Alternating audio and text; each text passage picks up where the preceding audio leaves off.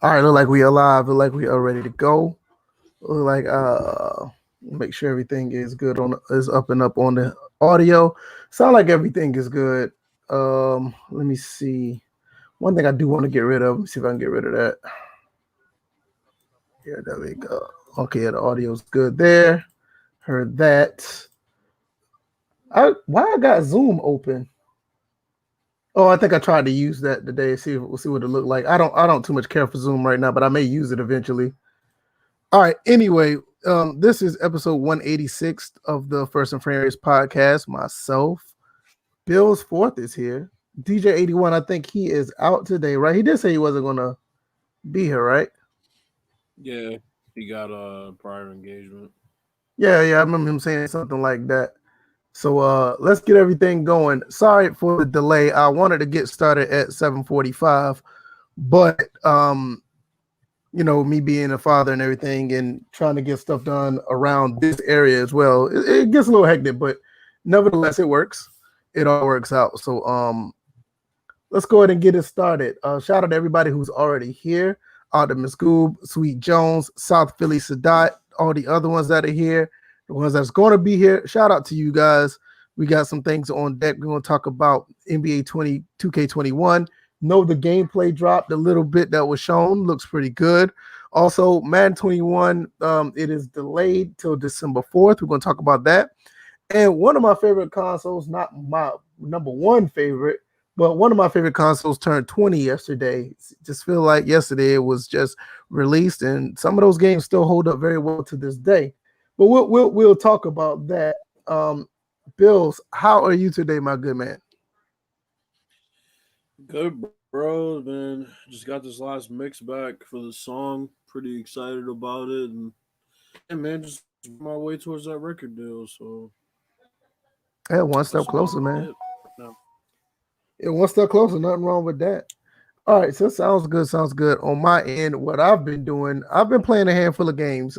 Need for Speed Payback is free on PlayStation Plus. I played it. I like it. It's not a bad game. It's a lot better than I thought it'd be. I'm enjoying it. I've been playing some more Code Vein, and just been playing a few other games. Right, like right now on my other screen, right, I've been playing NCAA 14. I can't get away from that game. The game is great, but I'll talk about that another day. I got some content of that showing up on the channel later on this week. All right. Nevertheless, Okay. uh, uh, everything is good on my end. I cannot complain. I was going to stream yesterday, was not able to. I took my son out trick or treating at the zoo here in Columbia, and it was great. Everybody did their part to stay away from everybody, and got to see a You few said at animals. the Got at the zoo. Yeah, man, they have a zoo here in Columbia, and there was they had a trick or treat here, and my son loved it, and you got to At see the some. zoo. Trust me, man, them kids love it. I mean, it sounds crazy, but trust me, them kids love it. But like I said, he got some candy. He got to see some animals. Everything was fine. He actually stayed up the entire time. I was actually surprised. But all right. Hmm. Nevertheless, uh, everything is good. If you guys haven't already, all the information is down in the description. I got it on the banner as well. Subscribe to the podcast if you don't listen to us live. If you don't want to burn all your time on YouTube streaming, you can download the podcast on iTunes, Google Play, Spotify, and SoundCloud. I'm not sure if you can download the Spotify yet. I mean on SoundCloud, but you can go to all those places. Also, there's the Patreon down at the bottom. You can support us that way. You can also support us in various ways as far as hitting the like button or just sharing the videos. That is really cool if you can share it. Let other people know what we're doing over here. And if you want to wear some of our merch, the merch is on Teespring. That link is also down in the description, so you can check that out as well. Get your frame rate gear. I have Yeah, some coming buy on. you a diaper, bro. Right. Buy you a Get, diaper, man. get get your face diaper so the man won't stop you when you walk in the store. But Yeah. yeah, I got some coming on the way. Hopefully, if it gets here, I'm going to try to do a couple of giveaways, so that'll be great. All right, enough of all that crazy stuff. Let's talk about NBA 2K21 next gen gameplay. Bills, you saw it, I saw it, everybody in the chat pretty much saw it. What are your thoughts about it? I'm going to try to put it up on the screen so people can get a whiff of what we're talking about. Uh, Let everybody know how you think. incredibly smooth, man. Incredibly smooth. I love the new camera, man. It's like I think your audio went out, bro. I don't know if you went out or whatever the case may be. Yeah, you're on mute. hold on, can you hear me now? I can hear you. You sound great. Yeah, my mic.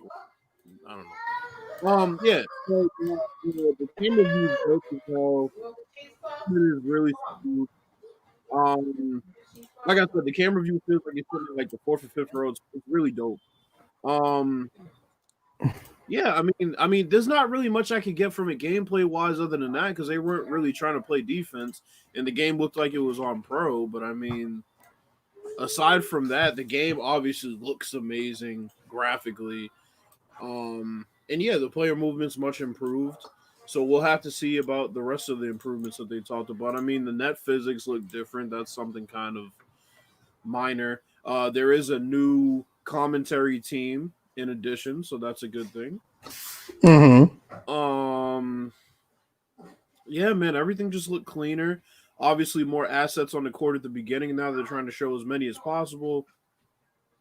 Yeah, man, that's about it, man. Just it would be what you expected if you had high expectations. I think they would at the very least meet your expectations. So, Okay. what did you think? What did you think?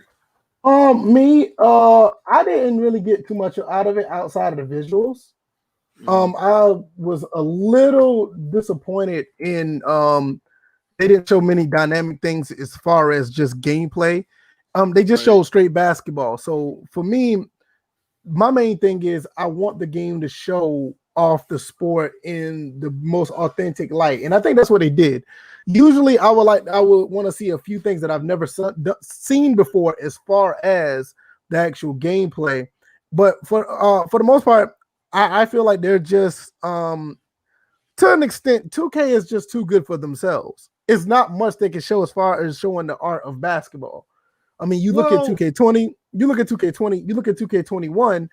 I don't see too many flaws outside of basic programming issues. Outside of programming issues is really that needs to be fixed on. As far as them displaying the sport, is the main thing they could have done is like what you touched on is like player movement. I did see that. That looks very fluid. I mean, you can see it here now. But as far as anything that wows me, my thing is they're just taking the next step of showing the authenticity of basketball. They should have shown the player. They should have shown the collision system they talk so much about. I was waiting for. I agree. I do agree with that. I agree with that. That first clip didn't have a collision, even though it probably should have had a collision with Stephen Curry and the guy that was under the basket. So that was a bit disappointing. Right. I'd just like to see the collision. We didn't really even see it on the perimeter. Honestly. Yeah, I mean, when you saw that cutscene right there when Klay Thompson's running back after hitting that three, I mean that's what you saw last gen. You know what I'm saying? I mean, I would like, if anything, I would like to see a different kind of cutscene or something. Contact just something. alley-oops. Yeah, contact. Not see something like that. I want to. Those are the type of things I would like to see. Like when you showing off the new gameplay. Like show me something that like actually shows the art of basketball, but it's something that I know that's not in the last generation. You know, that contact alley-oop is absolutely. Sometimes you can't even get legit contact dunks from the last generation. It's like, and when you do get them, they're like basic two-man animations. That didn't look like a two-man animation right there. It looked like he was like clean up in the way you get knocked over. You know, and I know a lot of people saying that they like what they see. It looks really good. I don't have no gripes about how it looks. I like the way how smooth it looks. It looks like the movement is very seamless. Almost look like somebody's not using the controller to move these players. And that's kind of unreal. But I mean, go ahead. I just really, the collision would have been a wow factor to me if it was based on what they were talking about, what they said that it was. It would have been a wow factor to see it displayed, but you know, they're not really playing defense, so you can't really tell. All right, right there. Let me go back. Well, you know, that's one. No, I'm gonna show you this right here. See that? I was gonna say that's one. It should have been better. That collision should have been better right there. Yeah, let me see. It almost looked like he didn't even have to pick him. Oh, you're talking about the pick and roll, okay? Yeah, you see what I'm saying? If you want to talk about collision, that right there should have been. They had a good opportunity to show it off right there. Well, you know what I mean? Well, the only thing I'll say is based on the fact he was controlling Wiggins, I can understand why it turned out like that. He basically just beat the screener in that situation. I mean, you know, that's because a last gen, he would have probably slid into him and they would have forced him into some animation. So, and he probably could have fell over looking way unrealistic. I can understand that. I can understand that. The contact with the basket was nice with Zion though, from what I saw. Yeah, that one right there, that didn't look like a 2-man animation. Let's go back to that real quick. I think at the end of the day, that's my only thing about see that right there. That didn't look like a 2-man animation. Yeah, that looked nice. You see what I mean? That didn't look like it was no suction or anything. Like Draymond just tried to turn around and play defense. I was gonna say, do you see how realistic it was with the turning around of Draymond, where it looked like he really had to move his feet to turn around there? Man, not on that. It seemed like he had to move. It's like he had to move his whole body instead of just his body just shifting. You see what I mean? Exactly. So that looked good. The people in the crowd have right. The people in the crowd has way many different clothes on. I noticed that. They were talking about the lower bowl with all the people in the area. That looks really good. I don't have any gripes about it as far as, you know, just showing the sport. At the end of the day, that's what I want them to do. But as far as like the wow factor, I kind of thought they could have threw a little bit of that in there. But other than that, it looks amazing. I like what I see. I can see why somebody can buy a console for this. Absolutely. And what I will say also is this being one of the first games we see raw gameplay, there is no drop off graphically from cutscene to gameplay, which we can probably say is the first time we've seen that in a sports game, at least. Raw gameplay. They did it. No, they did it. They did it in 2K14 with current gen. Yeah. But after that, you clearly just saw drop offs in the visuals.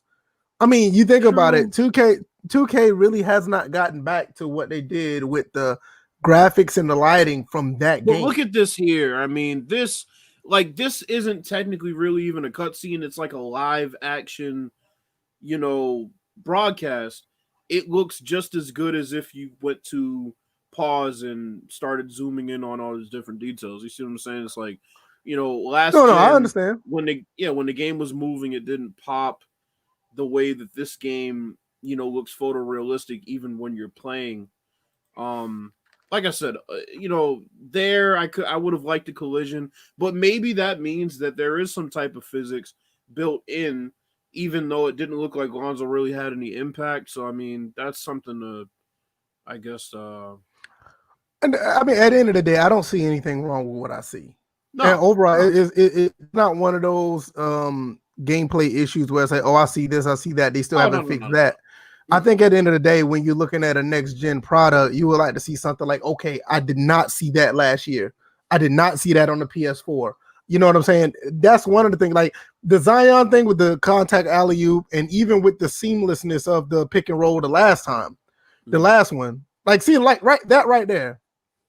Let me see if I can pull that up. Move this. Let me see if I can get to it.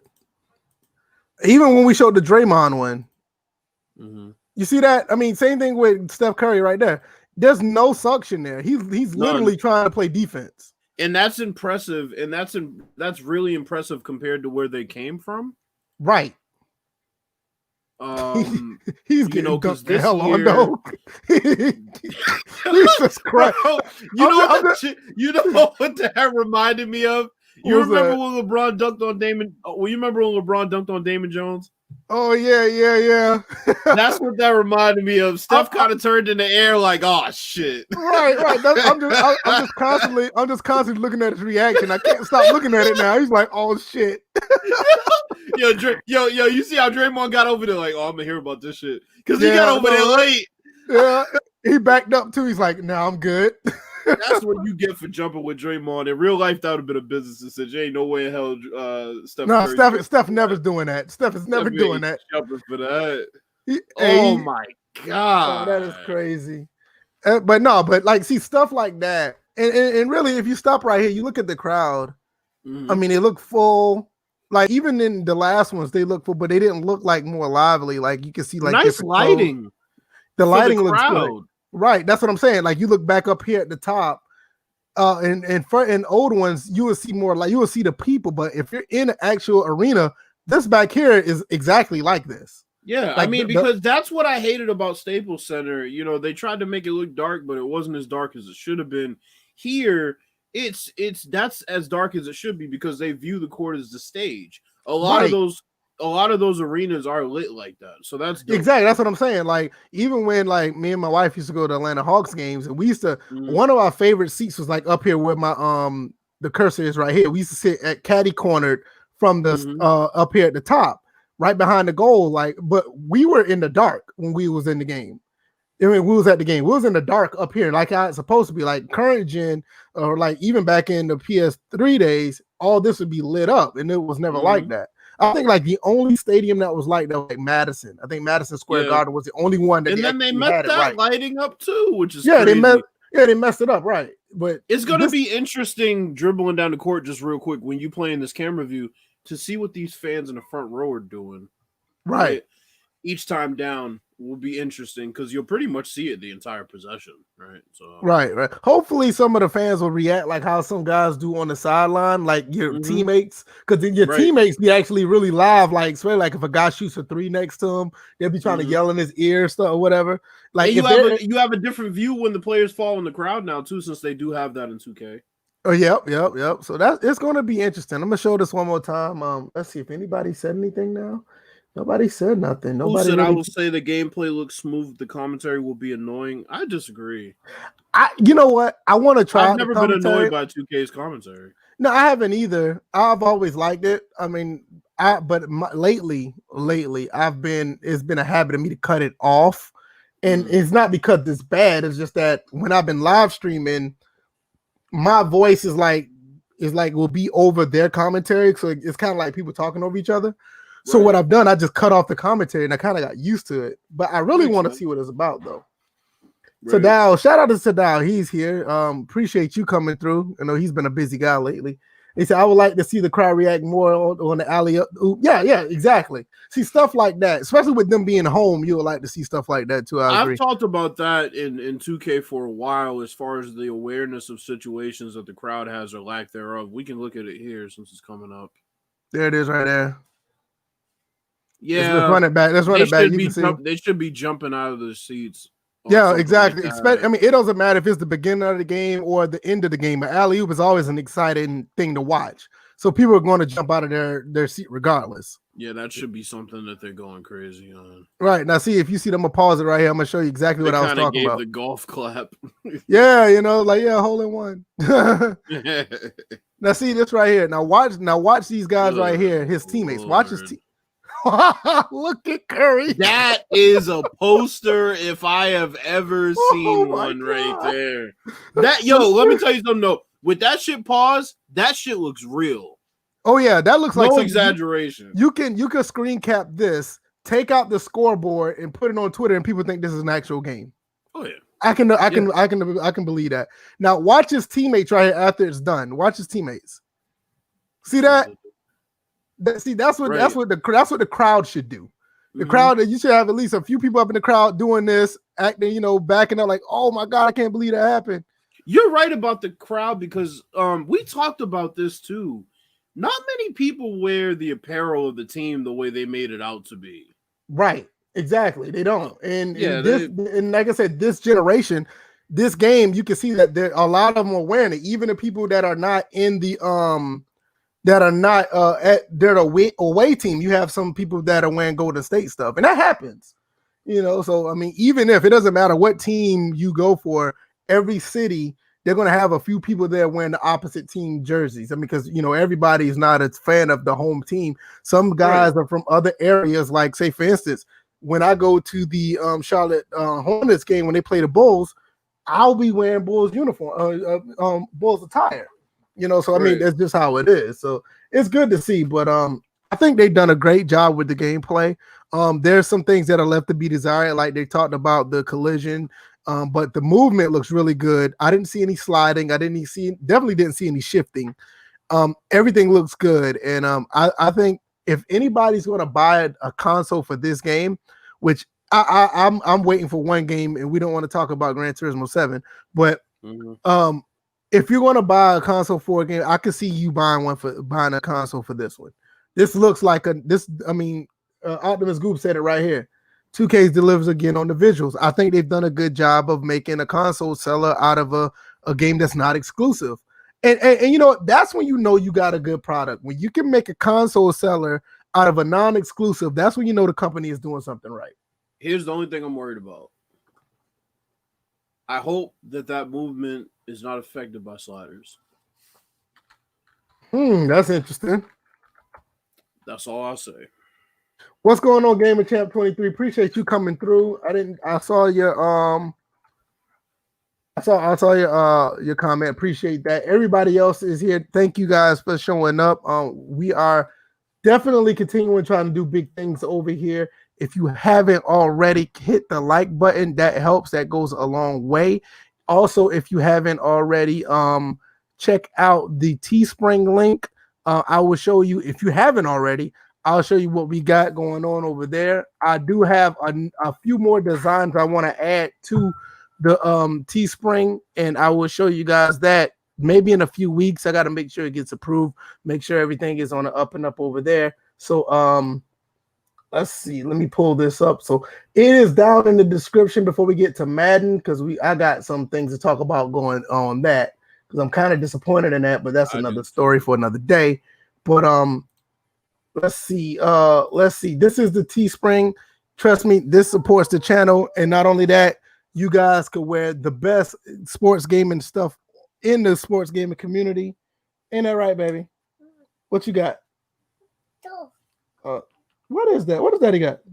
Oh, his shirt. Yeah, but it's like you said toast. I know, right? So check out here in the description, teespring.com/stores/framerate store. That's framerate-store. If you don't want to type it out, just click the link. And there's all the stuff we have here: hoodies, shirts, long sleeve t-shirts. The Bills call it the diaper, but it is a face mask. We also have Samsung and iPhone cases, and they cases all the way up to the iPhone 20. And if you got an iPhone, you a hoe, by the way. Yeah. Well, that's another story for another day. I want to make sure before I say that wrong, because I think it's Samsung. I don't want to order a sample food. Get out of the way. Nope, I don't want that either. Let's see. So yeah, you can get the iPhone SE, the iPhone 11. You can get the Galaxy 20. I'm sorry, the Galaxy 20 is the one you can get. So that's the iPhone. It goes all the way up to there. And this is the Samsung one. You can also get that one all the way up to the 20 Ultra. So all of that's here. Check it out. We got them for you old ass phone people. Yeah, you got the old phones too. So if you still got the old Galaxy 7, I don't know why, but if S7 you still have Edge, why the hell would you still have an S7 Edge? Right. If you still got that, hey, you can still show off what we got over here at First and Framerates. But I do advise you to upgrade your phone. But so that's what we got going on over there. So that's one of the unskippable ads we have over here. So let's get into let's get into this Madden 21. Well, real delay. quick, Complimentary Sports said there are so many games. Why get a PS5? Well, I mean, if you've played the current gen version of NBA 2K21, you want to see what the next gen version is. I kind of get what he's saying. That's one of the reasons why I haven't got one right away. But what Bills is saying as well, 2K21 is, I believe that this thing is a console seller. I believe this game is a console seller. I mean, just like 2K14 was. When 2K14 came out, everybody said, you know what? I'm getting an Xbox One. I'm getting a PS4. I ain't gonna say everybody, but especially people in the sports game community, they was like, okay, Madden is Madden, but hey, I need to get this for the basketball game. I know dudes who weren't playing 2K back then that got a new console because of that. Right. And they've been on 2K ever since. So right, and that's the thing about it, you know. Quaface, we're gonna get to that because I think people are sounding real ridiculous with them saying that. Yeah, I'm gonna get into that as well. Let's see. Let's pull this up on Twitter because not that. Because I want to pull this up because we're gonna get the official word from EA. No, that's not it. What the hell are they doing? Did I do something wrong? Oh no. This is another site. Whoops. They're talking about Black Lives Matter. Okay. Like, oh, that escalated quick. Yeah. I pulled up the wrong one. Okay, let's see. All right, let's pull this up. Here's another screenshot right here. You know what? I'm not gonna pull that one up. Yeah, let's not do that. I don't like that. I don't. No, I don't like that. Yeah, I didn't. Yeah, there we go. Nope, that's not it either. Well, anyway, Madden 21 is delayed, and I'm trying to find the right one to pull up. But what are your thoughts about it? I see Quaface is saying that Madden 21 is a port. I'm not really sure, but what are your thoughts? I disagree with everybody saying that, because if it was a port, there would be no reason to delay it. So it's obviously not a port. None of the Maddens have been ports from one console to the next. So I mean, I'm gonna disagree with that one. I think Madden 25 was. I think Madden 25 was, because they didn't have double team pass blocking in the other one. I think they ported it over and just used the power to put that in. Well, they must have used the power to put in running animations too, because I'm with you on that. I think so. That's what I'm saying. I don't think it was. I don't think it was a totally different game. I think they just pulled the PS3 version and put it over to 25 and added some things that they could have added, but the power of the Xbox 360 and the PS3 couldn't do it. I don't know. I just don't know, because I don't consider that a port. Then a port is literally, when people say port, they mean carbon copy of the game. I can understand what you're saying. I guess we're going to split hairs on that one. But what are your thoughts about it being delayed, though? I think it's fine as long as they put out a quality game. I mean, honestly, I haven't heard anything about it, so I can't be mad that it's delayed when we haven't heard anything. It doesn't worry me at all. I mean, Cyberpunk is a different situation. But Madden, I'm not too worried about it. We didn't hear much about it anyway. So whatever we find out in the coming month will be news to us. And I'm still excited regardless to see what they bring. For better. I'm gonna read what they say right here. Madden 21 and also FIFA 21 will be released on next-gen versions for PS5 and Xbox Series X and S on December 4th. The new versions of the game will, according to a press release, add blazing fast loading times, the most realistic fluid player movement ever in EA Sports title, authentic gameplay experience inside stadiums, and new player detail unlock, deferred rendering and lighting. The PS5 versions will also add haptic feedback using the DualSense controller. It is unclear if these are the only new features in each game. Previously, EA has made it clear that it won't be using Xbox Smart Delivery upgrade scheme because Madden 21 will include new features unavailable to the prior generation. All right, let's stop right there. This telling me that it's not going to be a port. Those two paragraphs telling me that's not going to be a port. I never thought it. I'm not going to say I never thought it was going to be a port because I was looking at the picture of the screenshot that we had. It looks like one. I remember when DJ told me, I said, bro, no, it's not a port.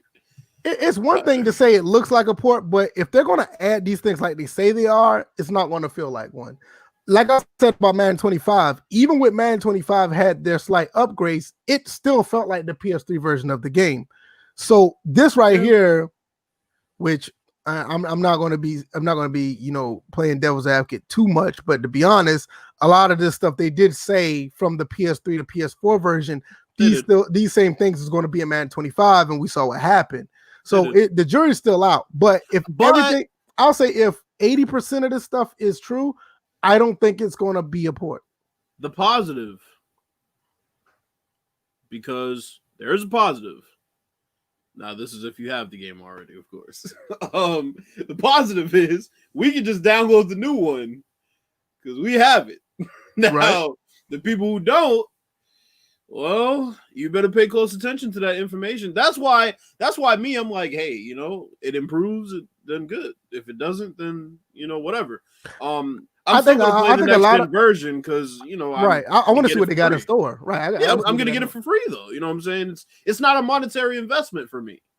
I think a lot of people kind of slept on Madden 21. To be honest with you, they did. I think a lot of people don't realize that the title EA, the title Madden, has had a bad rap for so long. And some people just don't want to give it a chance, or they don't want to admit when they see, just basic cleanliness in the game. And they turn around and say, all right, this game plays pretty decent, but the past 5 or 6 years I've been burned, so I'm going to still give it the same treatment. And that's fine. I'm not going to tell anybody that, this game is this. You must enjoy this game. It's not the case, but I think either way, even if you are deciding not to get it, you don't want to buy it because it's delayed or whatever. I think the people who bought Madden 21 or who has Madden 21 now, you're getting a pretty good game of football already. I just want to address what Scott Smith said real quick. All right, what do you say? Just a heads up, Walmart will have next-gen consoles on Black Friday. It looks like they are holding a lot of their stock back for that sale. I don't think they're going to have it on sale, though. That's definitely a good heads up. What I will say, well, I was gonna say what I will say. You're not getting it less. You're not getting it less than $500 though. Don't think because it's Black Friday you're getting a sale on it. Well, also that shit ain't happening. More importantly, is the fact that Best Buy has said they're not gonna have any in store launch day or for the foreseeable future. Wow. That's kind of a Walmart is doing something that is beneficial. Yeah. And Best Buy, I mean, I don't know what went into that, but I want a Series X so bad though. I do not want a PS5 I'm working on getting one. All I can say is I'm working. I mean, don't get me wrong. Everybody's jumping on this PS5 thing, and I get it because PS4 has been so popular this generation. But I want a Series X. I don't know why. It's something about the PS5. I'm not feeling it. But I'm really feeling the Xbox, and I want that. But I mean, nevertheless, when you talk about this here, you're looking at a game that may be a little bit better than the current gen one, and I'm actually curious about that. I think based on how Madden 21 plays, I'll take the graphical upgrade if it looks anything close to what that trailer looked like. I'm with you on that. I'll be honest. I mean, yeah, the Lamar Jackson clip looked really nice. And once again, we can't confirm or deny whether the game looks like that because they haven't showed us anything, right? Right. But one thing I will say is when Madden mentions player movement, they usually do at least tweak it. I mean, that's there's a few things they need to fix. I mean, everything's not. I think with the power of this console, they need to put referees back on the field. They need a chain game back. I mean, I don't see why not. Yeah, I mean, game day environment. Everything you said goes into that. Right. Exactly. That's what they put on here. And I want to be able to run. I want to be able to run over referees if they're in the way. Okay. They're there. Most realistic fluid player movement ever is a big one. That's a big statement. Authentic game day experience. Everything right there. I don't care about the loading times. Y'all get caught up in the loading time thing all y'all want. I can give two shits about the loading time. Long as I can get in the game within 20 to 30 seconds, I'm good. Y'all act like these loading times is one big deal. It's not. Don't let them fool you with that. Yes, it's nice to have as a convenience, but no. If you can get in the game within 30 seconds, you will live. The main thing is I will take 30-second loading times if I can get the game to run better. I'm not even gonna lie to you. Don't give me fast loading times and you don't use all that power on that and the game is still running like shit. You know what I mean? I feel you. Don't let that fool you. Everything that I put in blue right here, the most realistic gameplay. Come over here, son, because you about to throw this ball over there and you're gonna hit yourself. Come over here. Because I already know you. He got his basketball. He like to throw his basketball around. New player detail unlocked by deferred rendering and lighting.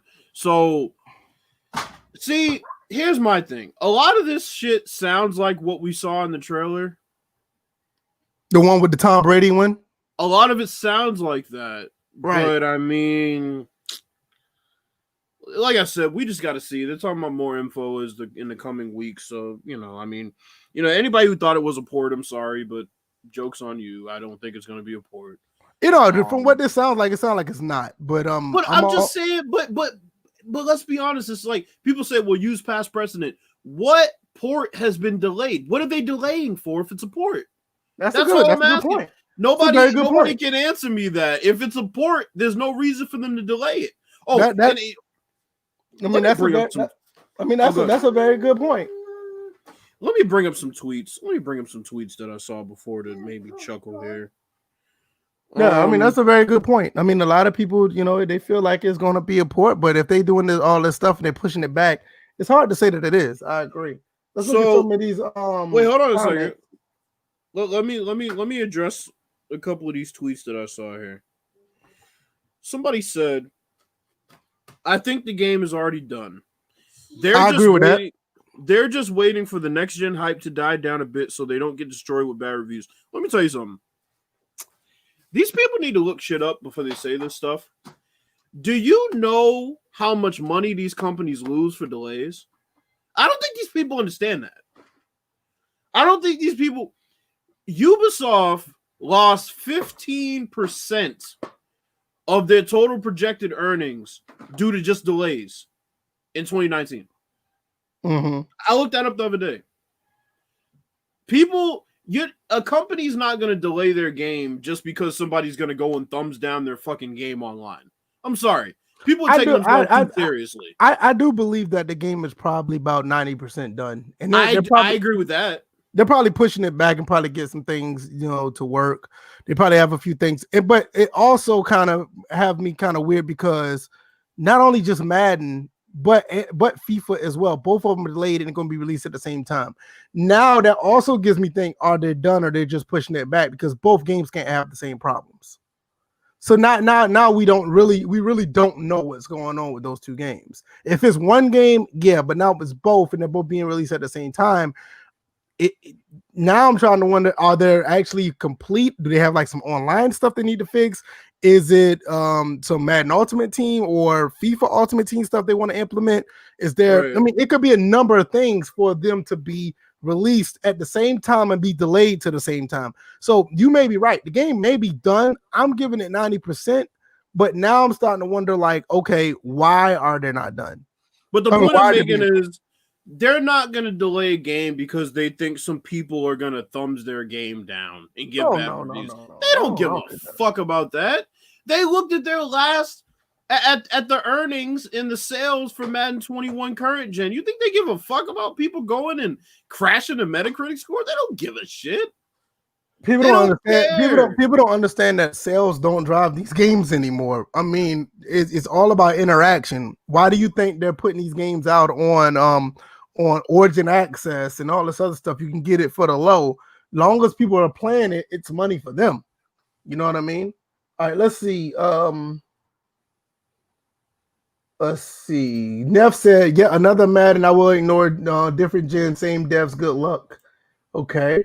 Tadal says, I think next Madden I will get will be 22 or 23. I think 22 is going to be a very good game. I think that's going to be the one that a lot of people can grasp on and feel like it's a different new experience. As far as the sales facts, it will not be on sale. No, Black Friday, the PS5 on sale. Good luck with that. That's not happening. Obi-Wan says, okay, then that helps because it's crazy out here because it's going to be a hard time come November. I'm going to tell you right now, if you haven't got a console yet, your best bet is to probably wait until maybe tax time or you better check back release day and be ready to have that credit card info. Yeah, you better spam it. Yeah, because I'm looking at I may get an Xbox around tax time, but I'm definitely I really think I'm gonna hold off for the PS5 until Gran Turismo 7. I mean, I just unless there's another game that made me say, hey, I need this console right now. There's a game like say if the Order 1886 comes out with a sequel, and I can't even say God of War because God of War is gonna be on the PS4, so I'm not really jumping for that. I need a real good exclusive to jump onto the PS5 for me to say I'm gonna get it. And definitely Gran Turismo 7, they got my money hands down. It's not even close. Tadal says, I need the franchise upgrade. It needs to be overhauled. I'm actually surprised they haven't said anything about that. And it kind of made me wonder, are they pushing it back because of that? Because we do know that, wait a minute, there's supposed to be a franchise update on Madden 21 current gen within the next couple of weeks. The 10th. Yeah, so all right, so I don't know what's going on with Madden 21 now because so that means to me, which is what I think I said when we talked about this last, they want to make sure that all of those, at the very least, are in Madden 21 next gen, and then they're going to also add some others. I think that's what it means. Okay, I got you.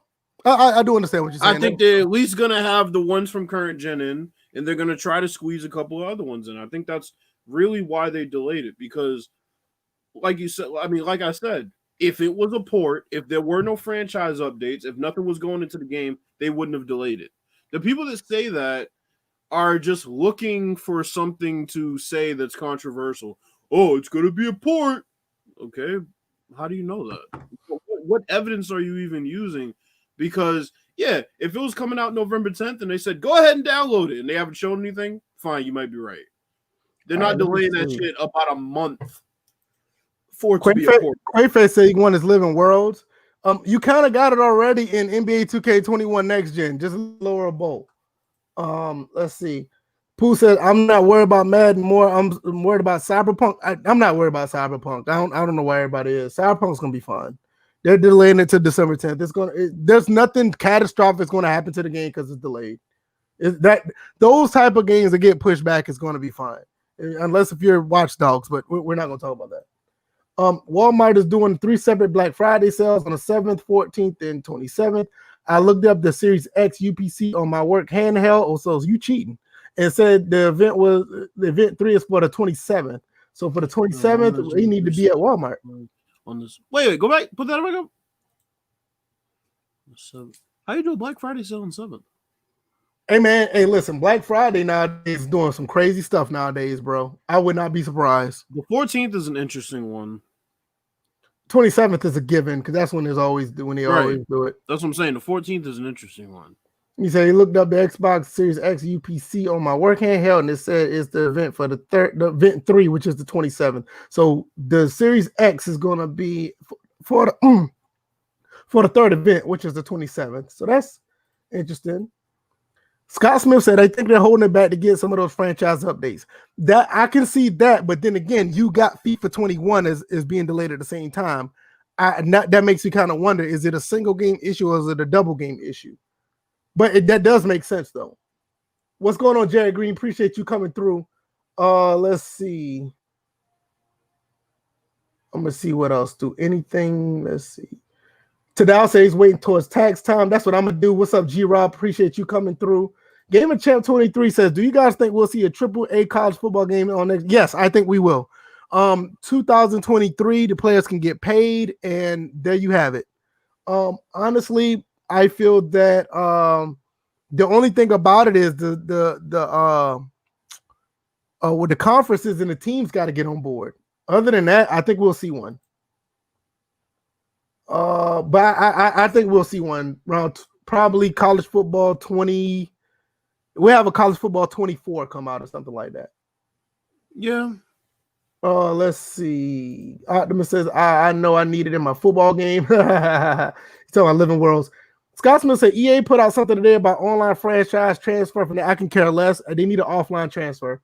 Online franchise is to me is terrible because everybody don't like to play by the rules online. I can't deal with it. My thing is, if franchise is getting all these new improvements, why would you want to transfer yours?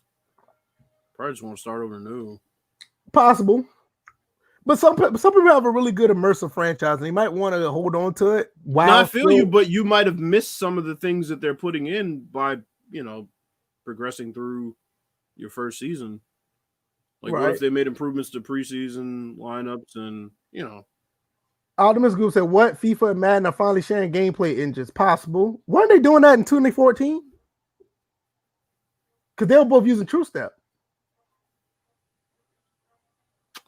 All I'll say about that is Madden can't be sharing much because FIFA has jersey tugging, FIFA has better movement.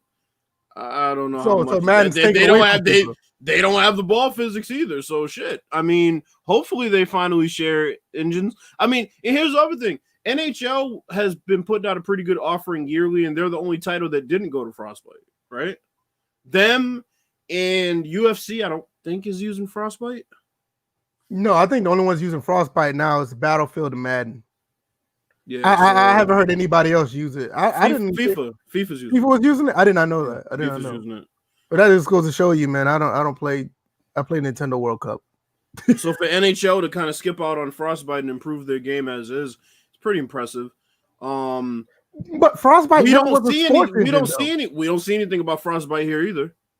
No, I agree. But personally, I think Frostbite should have never been used. It shouldn't. Not in the sports game. It doesn't lend anything to the sports game other than graphically, and they didn't use anything like the dynamic weather from Battlefield, for example. Right. Scott Smith said Walmart is breaking up Black Friday sales due to store traffic for COVID. That makes a lot of sense. That do make sense. I have a question for you. What's up?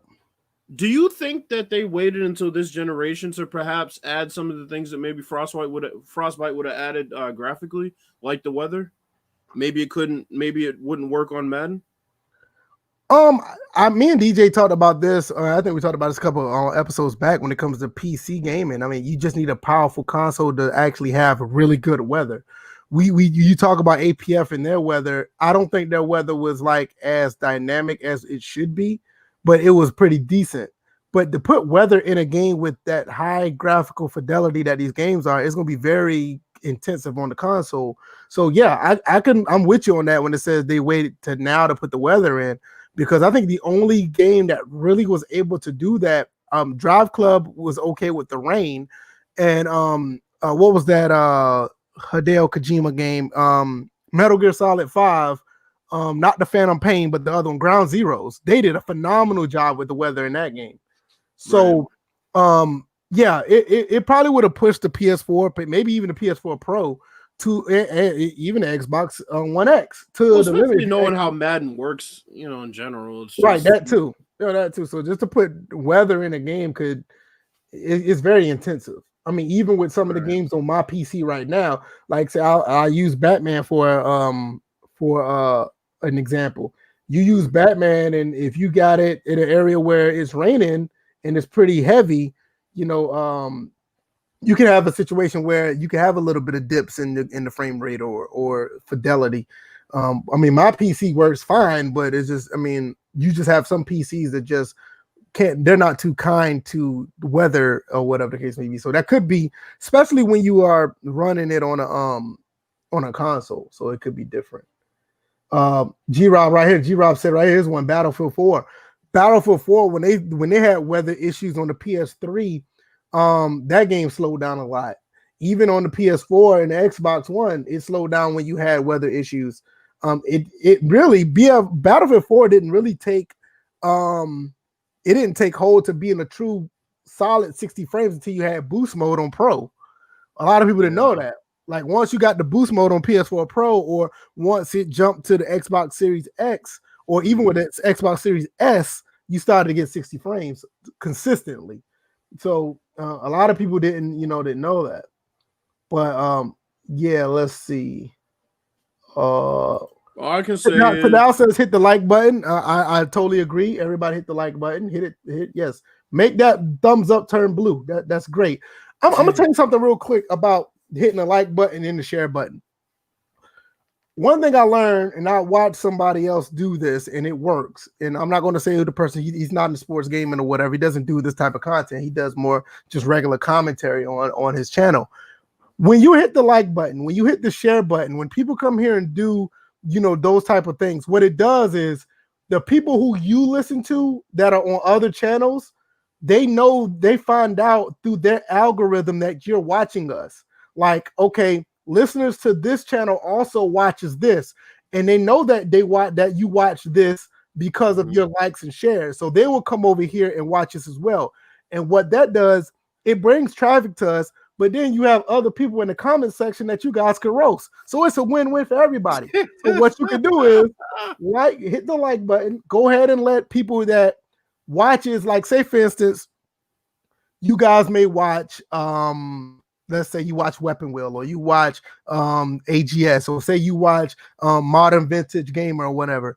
And if you're liking this content, people who watches those channels as well with you would know that you watch this. So they will probably come over here and you can talk shit to them too. So it's a win-win. So you have more activity in the comment section, more people will watch, more people listen, and everybody have a good time. So keep that in mind when we ask to hit the like button. I did not know it works that way, but it does. Like when you hit the like button, other people who watches other channels you watch will come over here. Like people who watch the Sim Standard, they will come over here because they know you watch them and you watch us. But the only way they know you're watching us if you will hit the like button and share. So it works out for everybody. Let's hit this right here. Rusty said, I'm going to build a PC 1440p is fine for me. My PC is a 1440p, 144 frames or 120 frames per second machine. I'm good. I don't need, I do 4K at maybe 60, maybe 90 at high settings. So I'm good. So it's a sweet spot and it's very cheap if you want to buy some products for your build at 1440p. Batman Arkham Knight looks amazing in the rain. Yes, it looks good on a basic PS4. It does. But if you put that thing on Ultra and you have a basic PC, your PC is going to stutter and trip. So let's get off the PC gaming stuff. I didn't come here for that. But let's talk about another console, which is the PS2, which we will talk about that shortly. That turns 20 years old. We can talk about a few memories of that. And don't forget, I may push it up earlier sometime instead of making it episode 200. Depends on how things go. We could talk about our gaming memories in an earlier episode, but I'm gunning towards episode 200. So we'll talk about that at that time. If you haven't already, you guys, once again, Teespring, the link is down there. If you haven't seen what you like, let me know. I'll try to make it happen. If you want another style of face mask, if you want another style of a shirt or a hoodie or whatever, let me know what you guys would like. Suggestions is always needed. So let's talk about the PlayStation 2. I don't know who this is. Let's not talk about the PS2, apparently. I know I got a phone call. Yeah, I know that'd be all right. All right, let's okay, I cut that off. All right, let's go ahead and talk about the PS2. Any memories you have on the PS2? You growing up? I got plenty, but I don't want to go first because I can go forever. SmackDown 2, SmackDown 3, all the SmackDown games. Driver.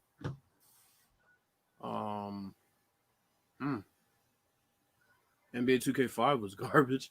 It was. NBA 2K3 was the first basketball game I want to say that I owned that was exclusive before the PS2. I think. I had a lot of good memories on the NBA Live 04. Madden 04 was the first football game I ever owned on the PS2. Really? NHL 04 was the first hockey game I ever owned on the PS2. So that was two new experiences for me. Madden and NHL being, those were the first iterations of those games I ever owned. So PS2, definitely some fond memories.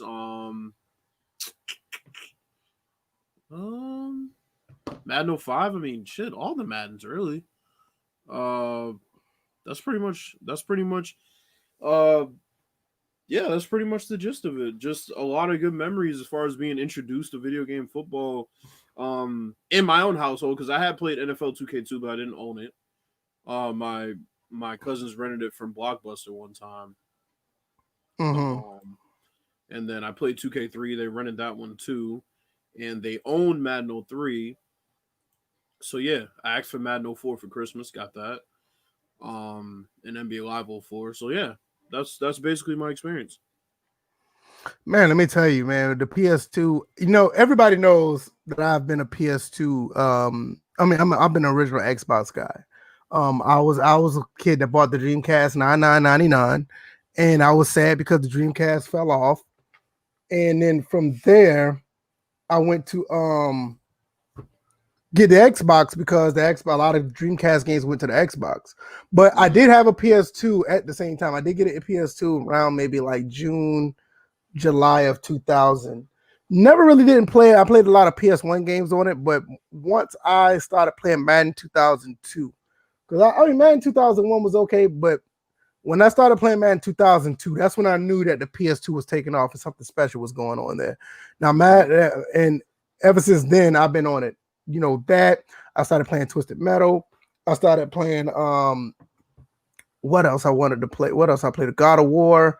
I mean, that came out later. Jack and Daxter. Sly Cooper, Tomb Raider.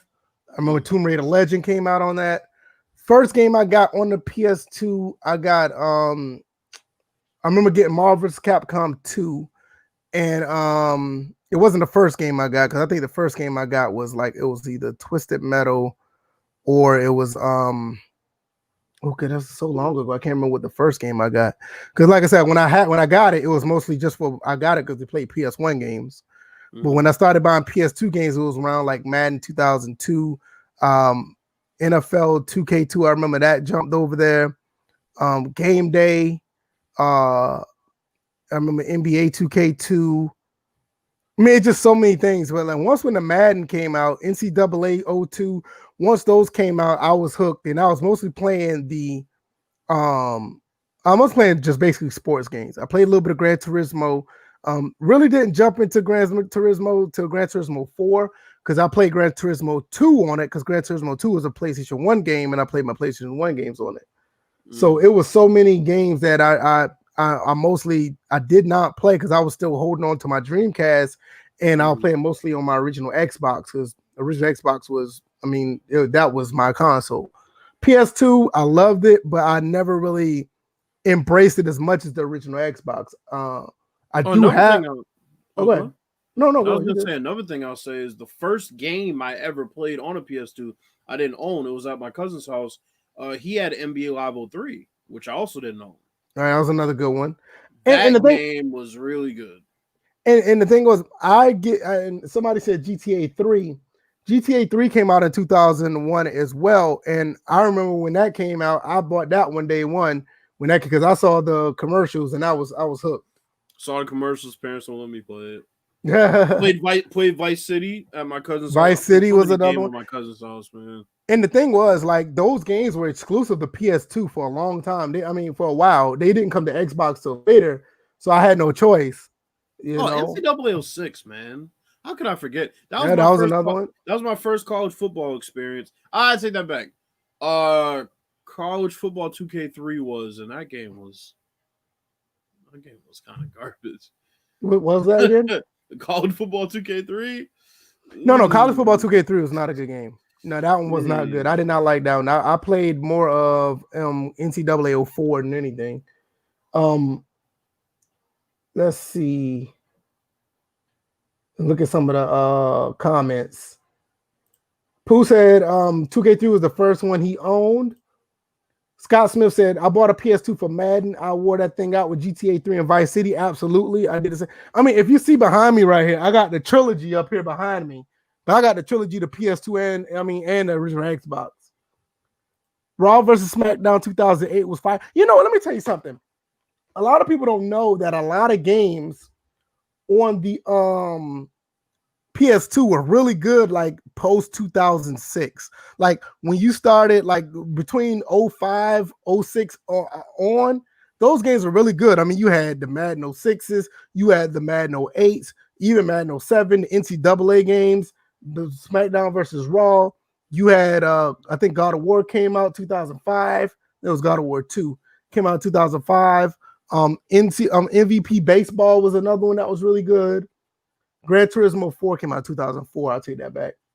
But yeah, Gran Turismo, SOCOM. Final Fantasy 7 is a PS1 game, but SOCOM is another definitely good game on the PS2.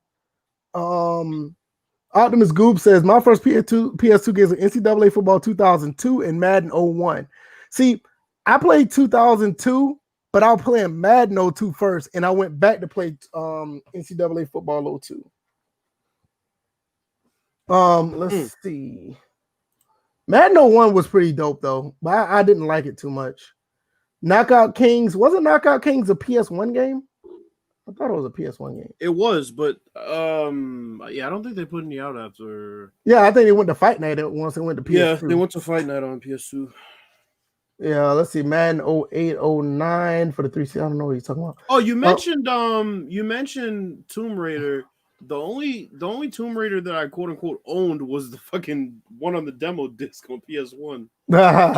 hey, let me tell you, man. Tomb Raider Legend is really good. That was a PS2 game. They got it for the original Xbox. It was also ported over to the PS3 and the 360. It was that good. It was one of the few Tomb Raiders that actually got that many ports. It was really that one was really good. There was one that was free on Game Pass, and I think I ended up not playing it. I'll be honest, I'm not really a puzzle guy, so that might be why I haven't played. Could be. But Uncharted, I kind of deal with it because it's Uncharted. I'm gonna go back and play those. I'm gonna try to go back and get the platinum on those. I mean, I got the platinum on Uncharted 2, but that's on PS3. But I'm gonna try to get the platinum because I just bought the Nathan Drake collection again, and I'm gonna try to go back and get the platinum on all three of them again. I may even stream that. Pusa and Madden 01 and Madden 02 have aged badly. Look, any Madden before Madden 03 has aged badly. Let's be honest about this. Madden 03 was the first crazy step forward that they took. Madden 03 was exceptional. Madden 04, exceptional. Madden 05, good. Madden 06, good. So I mean, yeah, I mean Madden 03 pretty much all y'all gotta understand the thing about the PS2. The PS2 stopped getting support all the way up to 2014. That's how good that this console was. I mean, God, True Crime. Go ahead. I saw True Crime. No, I'm gonna pull that up in a second. But yeah, I think FIFA 14 came out on PS2. That's how well this console was supported. And I have three of them. I have a mini one right here. I got two up here. One's a American, one's a Japanese one. The Japanese one is definitely. I'm so glad I got that. I could play some imports. Maybe one day I will talk about some Japanese imports. But yeah, let's see. Anything Madden 04 up until Madden 12. A lot of people don't realize Madden 12 is on PS2. You know what I'm saying? NCAA Football 11 is on PS2. Another great game that I may put that on the channel one day. But yeah. Now, another good game, Need for Speed Hot Pursuit 2, an amazing driving game. Yes. Yeah. Need for Speed Hot Pursuit 2 for the PS2. That one has truly exclusive content that the Xbox and the GameCube do not have. And that game is really good. That version of the game is really good. Yeah, the soundtrack is the Fever of the Flavor, that song, the explicit version of that song is amazing. The Fever of the Flavor on that is not the it's a cool version, but it's not the version. I just put it like that. The explicit version is dope. But yeah. Anything else? I'm trying to think. PS2, what else? The Street Fighter games, Street Fighter EX, the Yakuza series, GTA, Time Crisis 3 is amazing. Resident Evil 4. Okay, I could just go on and on. I can go on and on. Oh, by the way, I ever played the Getaway? Yes, I played the Getaway. I have that game over here as well. Bro, I tell you, the best game wrestling wise on that generation was either the second SmackDown or Here Comes the Pain. Here Comes the Pain was exceptional. Let me tell you something, man. Just the PS2 in general, man. They got some. The console sold 155 million copies. I mean, units. Mm-hmm. It's an amazing console. It still has a lot of good stuff. How about Mafia? Mafia 1 was okay. Mafia 1 was okay for its time. I didn't play it. Good thing I'm playing the remastered version. Yeah, that's what I'm about to say. Remade Get the remastered one. Mafia 2 on the 360 was much better. Mafia 2 on the PS3 was much better. Mafia 1 was a little dead. The thing about Mafia was slated to be a PC game. That's why the controls are a little wonky. Yes. Yakuza. I have Yakuza 1 and 2 on PS2. I have that. Here comes Pain is the greatest of all time. I don't know about that. Is the GOAT? I don't know. But Legends of Wrestling. That had a massive roster. Is that on PS2? Yeah. I thought it was on 360. I'm not sure. PS2. It's PS2. Okay. Legends of Wrestling 2. Legends of Wrestling. Showdown Legends of Wrestling was the third one that didn't sell too well, but that one also is out there, and that has the biggest roster of any wrestling game ever, I'm pretty sure. So Obi-Wan said Tekken 4 on a PS2 was dope. Yes, it was. And Tekken 5. Tekken 5 is hell, even Tekken 4.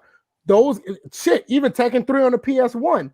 Those games are damn near arcade perfect. If you're playing those games, you're basically playing the arcade version of those games. Was Killzone 2? No, Killzone 1. Killzone 1 was on PS2. Killzone 2 was on PS3. Okay. Yeah. Tekken Tag is another one. Phenomenal game. You know what? I don't know, man. Maybe one day I might need to do a retrospect of PS2 and make that a Sunday retro stream. I can't wait to talk about the 360. Boy, there's some phenomenal games, man. We talk about 360. What's the 360's 20th anniversary? Oh goodness, I'm gonna see how y'all feel about this. Flaming hot take: NCAA Game Breaker and Game Day was fun with 04. Oh man, you know what? Game Breaker and Game Day had some really good visuals. Wait, I don't got my mod in. Oh, because he's a mod. God damn it!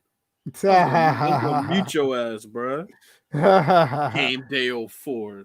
Hey, let me tell you something. I was watching the CPU versus CPU on Game Breaker. That game was fun to watch. I will say that the CPU I ain't versus gonna CPU. speak on Game Breaker, but Game Day can get the fuck out of here.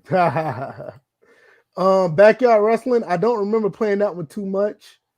I don't think I played that one. Legends of Wrestling 1 and 2. I may need to pick those up. I may need to buy those. I mean, the gameplay is not good. Well, it's okay. But the career mode's pretty dope the way they did it. It's pretty reality based the way they do it.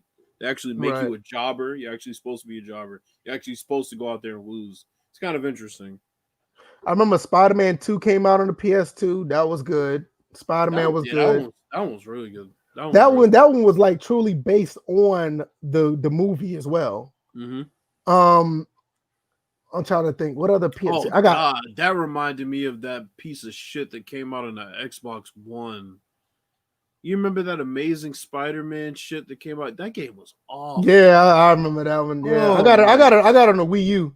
I got 1 and 2 on the Wii U. Holy shit. G-Rob says Soul Calibur. Soul Calibur 2 on the PS2 was great. Soul Calibur 1 on the Dreamcast was slightly better. One thing about Soul Calibur, I'm gonna tell Sex Tricky. I'm gonna tell you about that in a second. I know what that is. SSX, never mind. Soul Calibur on the PS2 had the old boy from Tekken. I can't remember which one. And the the GameCube had Link from Zelda, and the Xbox one had Spawn on their game on Soul Calibur 2. Soul Calibur 3 was exclusive to the PS2. A lot of people don't know that. Mm-hmm. Devil May Cry. Yep, 1 through 3. Hey, I got that entire series. I don't know if y'all see it up there, way back there in the corner, at the bottom, at the top. I had the Devil May Cry series on PS2. I also have the Metal Gear Solid collection. And let me see what else.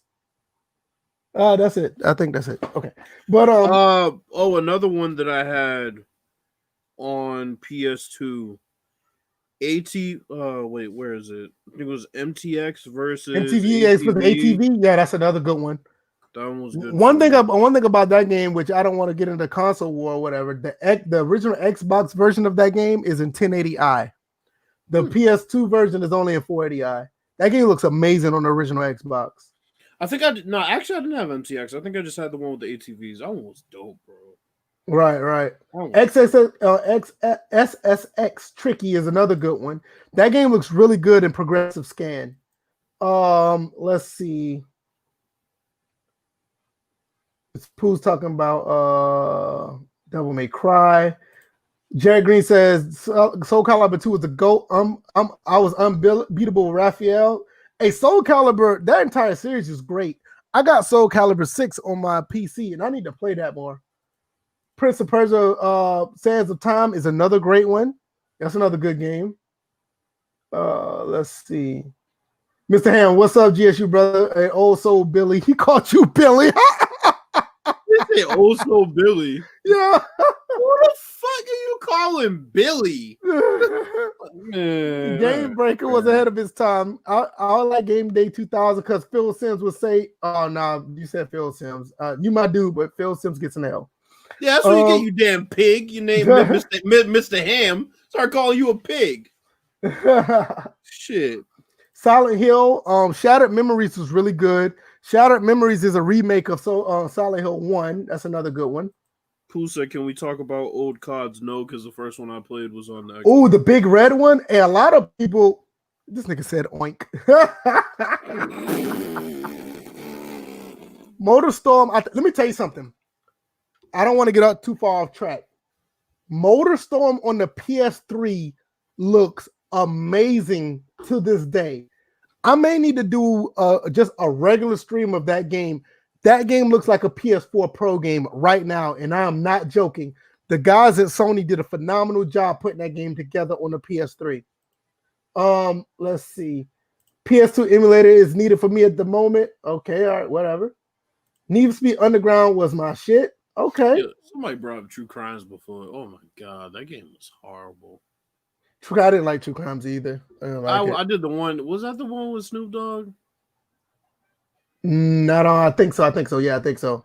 The one in LA. Oh my god, that game was terrible. Once again, Pooh says, "Can we talk about the old CODs? COD, the big red one."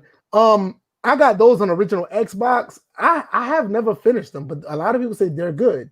I didn't play any of the CODs on PS2. The first shooter I ever played was Okay, the first shooter I ever played was the Killzone demo. First shooter I ever owned was on the Xbox 360, Modern Warfare. First shooter I played was probably, oh goodness, it was either Wolfenstein or Doom, and I think it was Doom. But the first one I really got into was GoldenEye. GoldenEye is amazing. Bro, you brought up Wolfenstein. I remember one year I bought Wolfenstein. I feel like it came out. This might have been the first year we didn't have an NCAA. And I think I bought it sometime in July because I'm like, I need something to hold me over until Madden came out. Right.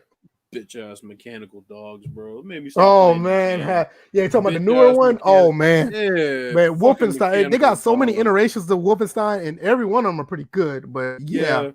Crazy. Yeah, the mechanical dogs are crazy. Nobody pulled this one up. Nobody. I'm surprised. I take an L for this. Nobody talked about San Andreas. San Andreas. I can talk about. I haven't played it. San Andreas is probably the best game on the PS2, and I'm not saying that to be funny. That's probably the greatest game on the PS2. Grand Theft Auto San Andreas is so good. You know what? I may need to do a stream of that one day, just to show how dated it is. But it's a great game. It's still good. So many things you can do in that game. Probably the best GTA, possibly. Even though 5 is great, but possibly the best GTA.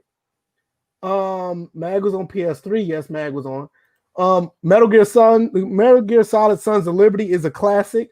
That's one of the first games I saw that got a 10 out of 10 on Game Informer. And that game is really good. Yeah, Metal Gear Solid 2 is a good one. It's so many games I need to go back and play, man. It's so many games. Y'all making me want to go back and play on my PS2 now. Let's see. Jared Green says San Andreas is one of the greatest games ever made. I totally agree. San Andreas is a phenomenal game. Phenomenal game.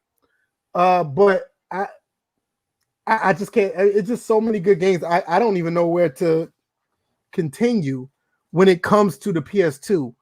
That game, I think this console has over 14 I'm gonna look for sure. I think it has over 1,400. Probably more than that. Let me see. I'm gonna look it up for make sure.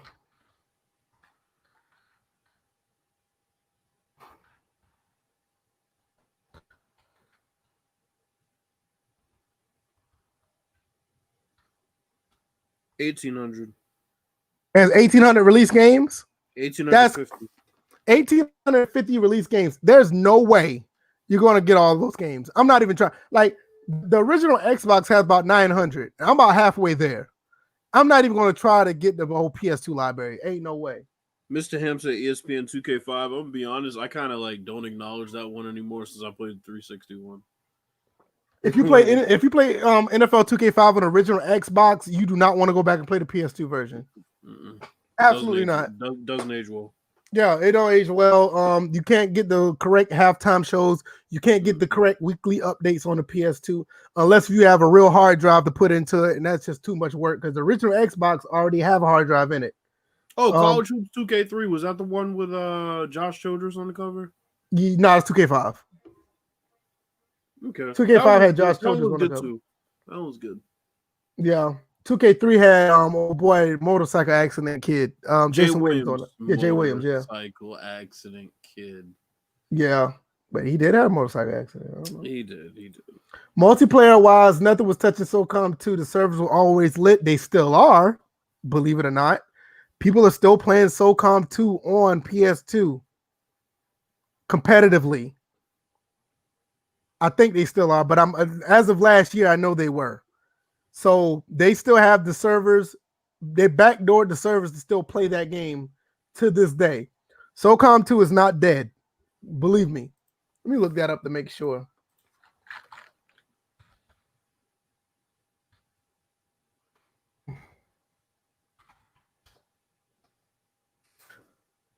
Let me see.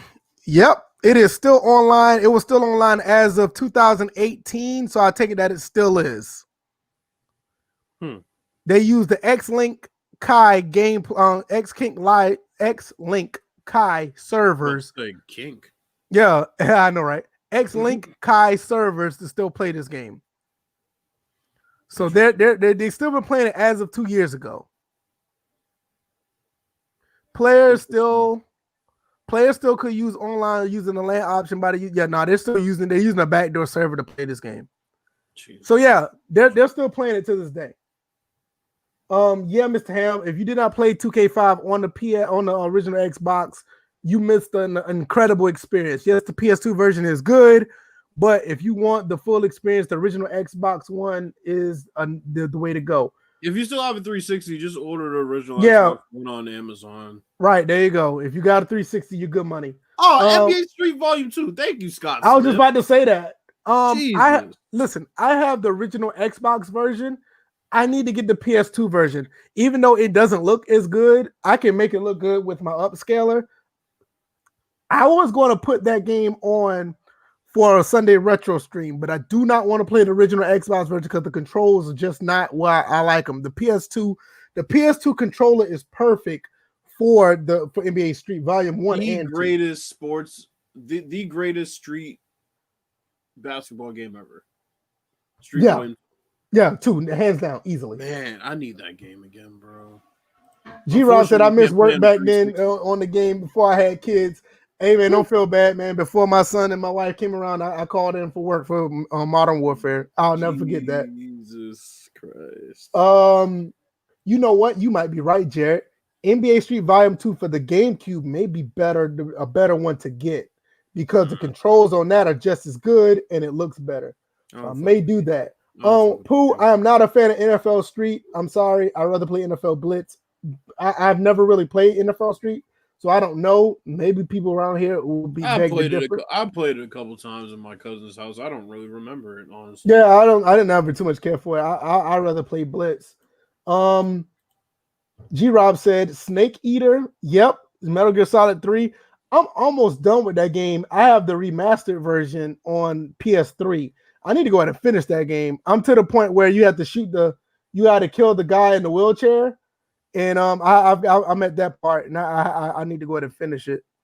So yeah, Anything else you got on the PS2? Because we can talk about these NFL picks or not even the NFL results. About to say, because we didn't have any picks. MVP Baseball 5 was amazing. I was a straight killer with Manny Ramirez on still is game. Yes, still is. Shout out to the people that are doing God's work with the original Xbox. They have updated rosters for MVP 05 on the original Xbox. Go to the Soft Mod Kit Twitter for all the information on that. They have updated rosters not only for that, they have updated rosters for 2K5. They have updated rosters for Madden 08, NCAA 08, and I want to say they got it for another game as well. I can't remember. But yeah. Towards the end of my PS2 run, MLB The Show, the beginning stages, very good game. Yes. Now I need to get that game as well. You're right. How did I forget about All-Star Baseball? How did I forget about that? All-Star Baseball was my game. A lot of time playing that game. All-Star Baseball was my game back in on N64. I used to love that game. I played that game so much. That was like the first simulation baseball game. Quaface says, I remember when I left my Midnight Club Dub Edition on the bus. Oh, no, you didn't. Oh, man. Terrible. Oh, man, that's horrible. What? I got Midnight Club 3 Dub Edition on 360, and I got the original Xbox version. But I got the Dub Edition on 360. I think it was like Games with Gold or something like that. I can't remember, but I got it through there. I think I bought it or something. That's a good game to play. Midnight Club is, Rockstar, man. That's when Rockstar was kicking out games. Fight Night 04 is so good on the original Xbox and PS2. I highly recommend it. The game I just played on Sunday, NHL Hits 2002. That NHL game, I don't know if anybody watched that stream. The guys who did that was great. Oh, man, NHL Hits was awesome. NHL 04 is so near and dear to my heart. NHL 04 is really good. I agree. And 2K5 was really good. Not too many people might not know about that, G-Rod, that Guilty Gear. I've been on Guilty Gear since the Dreamcast. Hey, that fighting game, visuals look good to this day. Very good cel-shaded graphics. Now, yes. Mr. Ham, Shut Your Mouth was the third one, right? That was the first huge leap in graphics that I remember on those wrestling games. Was the third one. That one was exceptional. Yeah, that was another good one. Another good one. Can we talk about Tiger Woods PGA Tour? That was fun. I like the mini games. I'm gonna tell you, man. I'm gonna tell you, man. Around that era, and I don't want to sound like a homer because I love the original Xbox. Lynx 2004 was fucking amazing. Lynx 04 is a really good golf game to this day. It's still good. But yeah, Tiger Woods was good for his time. I have a couple of the Tiger Woods. Tiger Woods 14 is good on the PS3 as well. Yeah, we OGs, man. They don't know nothing about that Guilty Gear. Guilty Gear is before their time, man. Fight Night Round 3 on PS2 was solid. Oh, I didn't play that one. Fight Night 3 on PS2 was solid. I agree. That was good. I didn't play the one before Here Comes the Pain. Oddly enough, I don't know why. Now that I think of it. Oh, okay. Unless it's just a blur to me. Because the third one was really good. That was when Austin was a heel. Don't ask me how I remember that shit. Nobody said Max Payne, G-Rob, and that's another one. Max Payne 1 and 2 is great on the PS2. Go ahead. I recently beat Max Payne 2 again on the original Xbox. Another great game. I highly recommend it. We mentioned Here Comes the Pain like 15 minutes ago. Yeah, we did. I may need to do a run through with Max Payne. Max Payne is such a good game. All three of them are good. Really when they good. have the 20-year anniversary for the Xbox 360, we can have some games to talk about, bro. Oh yeah, definitely. Because those, I think I rank a lot of those games actually really high. A lot of people have a lot of fond memories of the Xbox 360 because that was one of the times where the majority of people actually got online to play. And online was actually fun to be on back then. It's not like how it is now. But online was a great experience back then. I've been playing online probably since like late Dreamcast. So I remember playing 2K and 2K1, NBA 2K online. I remember playing Yeah, I remember playing that. Me and DJ talked about it the other day because I'll show you again. Like the Dreamcast has a dial-up modem or broadband. Hold on. See this right here? So you can hook this. You can hook the Dreamcast up online, and it used to play online with this. You showed us last week. Yeah, we used to do that. And I used to play, Xbox. Obviously, I played Xbox Live before. I was on Xbox Live before people thought Xbox Live was cool. I remember playing Xbox Live on the original Xbox. So it's been around.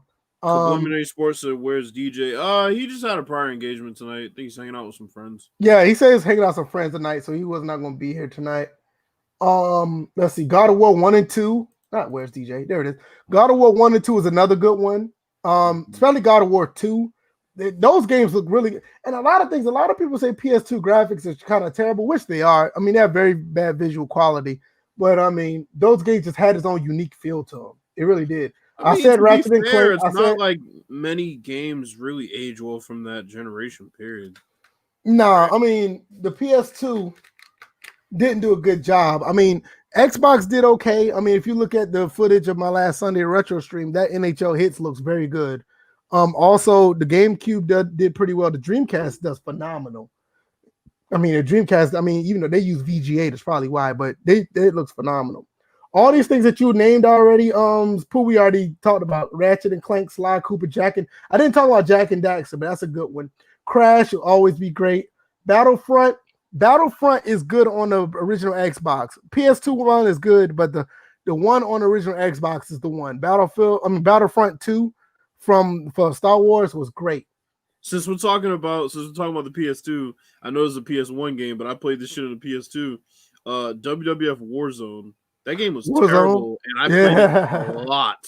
Right. That shit has a 4.7 out of 5 on eBay and a 5 out of 5 on Lucky Games. Hey, some people love it, man. G-Rob says, maybe I'm in a minority, but Dynasty Warriors was my joint. Dynasty Warriors is really good. The problem with Dynasty Warriors, they make too many of them. Like, I've been playing Hyrule Warriors, which is the Zelda version of it. Great game. But they make so many of them. They even got a Samurai Warriors one. They got another one that's, they got the Samurai version of them. And I like them. They just make too many. It's hard to keep up. Can we talk about Bushido Blade? What do you know about Bushido Blade? Isn't that a PS1 game? Yeah, and one thing about Bushido Blade, Bills, you may not know about this. I think it was, is it Battle Area? I think it's Bushido Blade. That game was a realistic samurai game. Like it's a fighting game, but depends on what limbs you hit when you fight, and it could be an instant kill. Like if you slash somebody across the chest with your samurai, it could be instant kill. It wasn't like one of these games where you have to keep hitting them till their health meter goes away. Certain hits will kill them instantly in that game. Right. And some people didn't like that, and they were like, no, it's like because like some people like hit an artery or they'll chop them in the stomach or something, and they'll bleed out. It was crazy. WWF Warzone was a great one. You would create a wrestler. Yep. Running through the bamboo. Yep.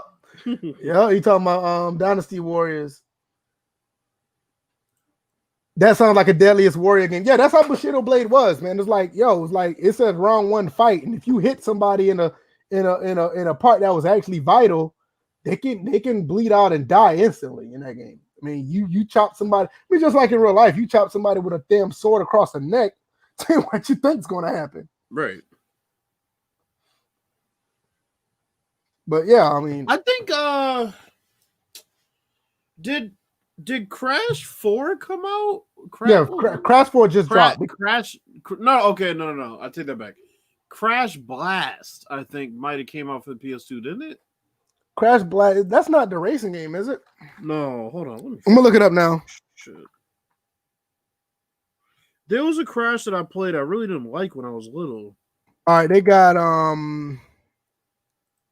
Crash Bash. Let me see. I remember Wrath of Cortex. Crash Bash was right before the PS2. Okay. Yeah, so no, never mind. Okay, yeah. The Wrath of Cortex came out on the PS2. I remember that one. But I need to get the new one though. I need to get a new one. I'm a big fan of Crash. Anything else you got? We can talk about these scores and we can call it. Shout out to everybody going down memory lane, man. That was great. Happy birthday to the PS2. I think we all have really great memories of it. It's one of the reasons why I like doing the Sunday retro streams. We can find certain games that we actually have fond memories of. We can enjoy. Maybe some games you never heard of. We can talk about those as well. But definitely you will see some more PS2 games on the rise on the Sunday retro stream. But by popular demand, everybody wants to see the wrestling game again on the Sunday retro stream. So we're going to definitely do that this Sunday. Tony Hawk was dope. Absolutely. That was another great one. Absolutely. Samurai Warriors is solid. Yeah, I got that on original Xbox. All right, let's get into the NFL. We talk about sports and sports gaming here. And the NFL was up and down once again this week. Let me see. Do I have... Gotta make sure, see if I got any picks. Did we do picks last week? No, because we missed Thursday, remember? Let me look and see. I think me and DJ did it. Let me see. I'm not really sure. I may have some. Hold on. I don't think we didn't have a show Thursday, though. Oh, yeah, we didn't. You're right.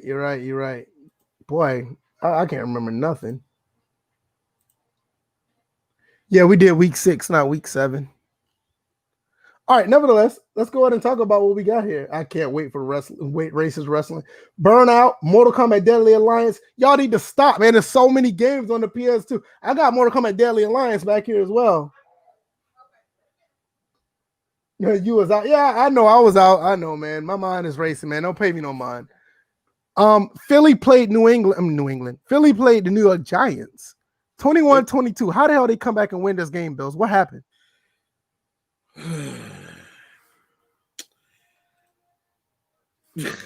I mean, Dale Jones, for as well as he played, he has just some ball security issues, man. Well, he got 20 for 30, 180. I mean, 180. 20 for 30, 187, 2 touchdowns, 1 pick.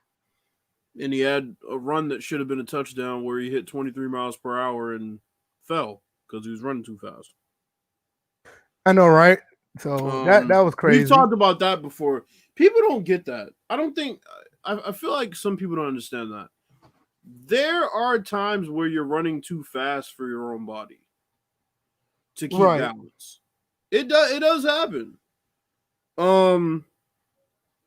Yeah, I mean that's pretty much it, bro. He has ball security issues, man. That's really what it comes down to. He has ball security issues. He fumbles at the wrong time. See here. Yeah, I mean. All right, let's see. When it comes to he ran for 92 yards on that one big run. Devontae Freeman had 3 carries for 8 yards. He fumbled and lost a fumble. Dion Lewis fumbled, lost a fumble. So, wow, turnovers. That's crazy. Let's look at Oh, let me go back. I didn't mean to do that. Okay, let's see. Where is the Eagles? Here we go.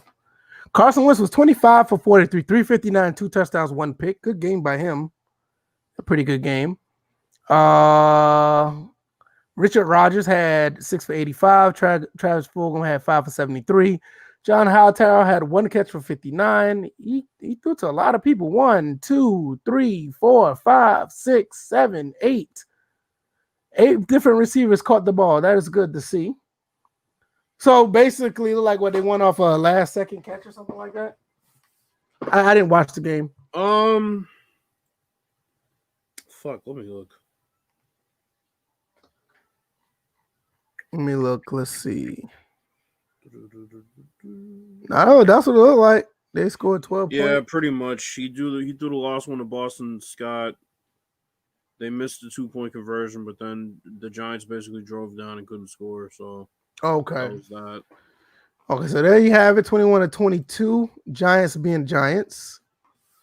Yeah, I mean that was one that they probably should have won. Honestly, I forgot how that game ended because it was like whatever. Bills and the Jets. Oh, okay, you're on NFL.com. Yes, we got. Yeah, I'm on NFL. My bad. We got the Steelers and Titans. Titans losing the close one. I want to talk about this for a second because it's something that Ryan Clark said about Derrick Henry that I said, and people don't agree, but you got to go back and watch the tape, and I feel like more people would probably agree with this. So, on First Take last week, Ryan Clark was asked by Stephen A. Smith why people try to tackle Derrick Henry high, and basically what Ryan Clark said was he doesn't run over dudes his size or bigger the way he does smaller guys. He doesn't even attempt to. He tries to avoid that contact. With the smaller guys, he stiff arms them, but as far as like linebackers and linemen, he doesn't really keep that same energy. And to me, I actually see that. I don't think he's a bruiser by style. He's really not. It's like I said in the chat. He's more Eric Dickerson than he is Ricky Williams or Earl Campbell.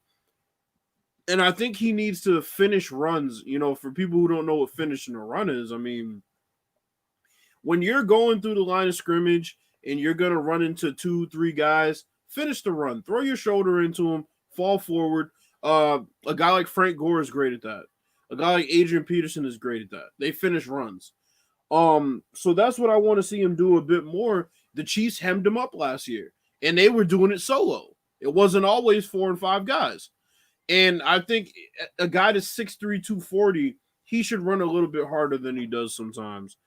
But look, he's a really good back. He's a really good back. He just needs to, in my opinion, run a bit harder when it comes to linebackers and defensive ends, because they're not always going to be able to set up those isolations for, you know, safeties and crashing down corners to the line, which they couldn't this game. Yeah, Ben Roethlisberger played really well. He had a dime in the first half on a slant route. I mean, literally the ball went over the cornerback's hands. Crazy throw. He played well all day. Yeah, he threw 3 picks. He tried to force it a couple times. But, I mean, overall, he threw the ball really well. So that was good to see if you're a Steelers fan. Tannehill played mistake-free football. Nothing to judge there. A.J. Brown had a big game. Yeah, he did. 6 catch for 153.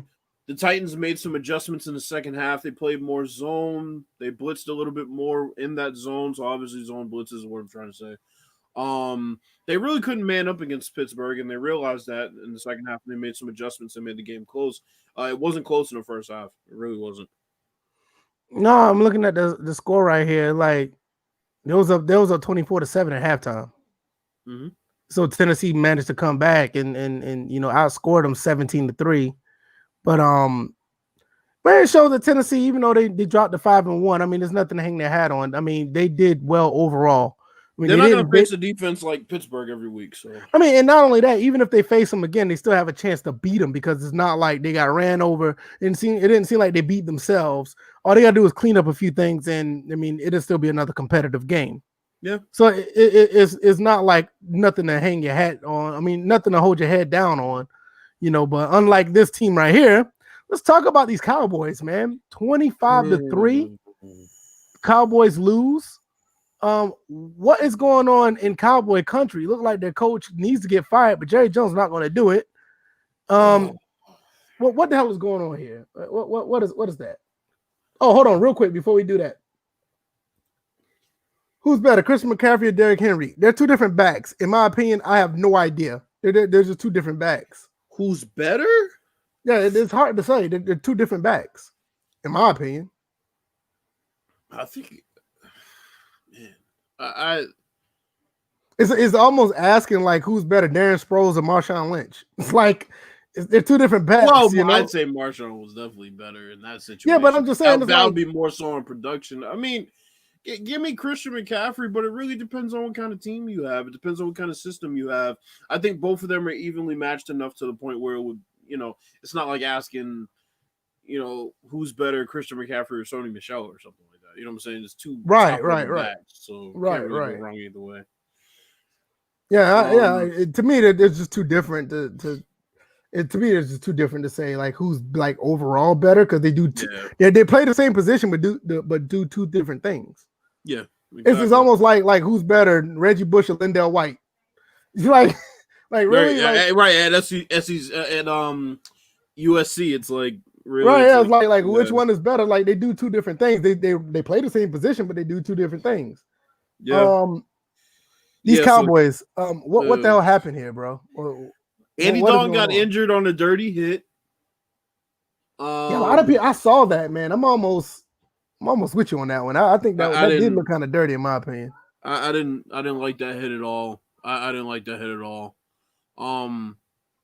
Then their backup came in and lost 2 fumbles. They gave up a total of 6 sacks and lost 3 fumbles yesterday. Or Sunday. That was kind of uphill regardless. I mean, you don't have Dak. Yeah, you don't have Dak. You play with Andy Dalton. Andy is so they're behind the 8 ball. Andy should be winning some games. You know who I blame? I blame Mike McCarthy.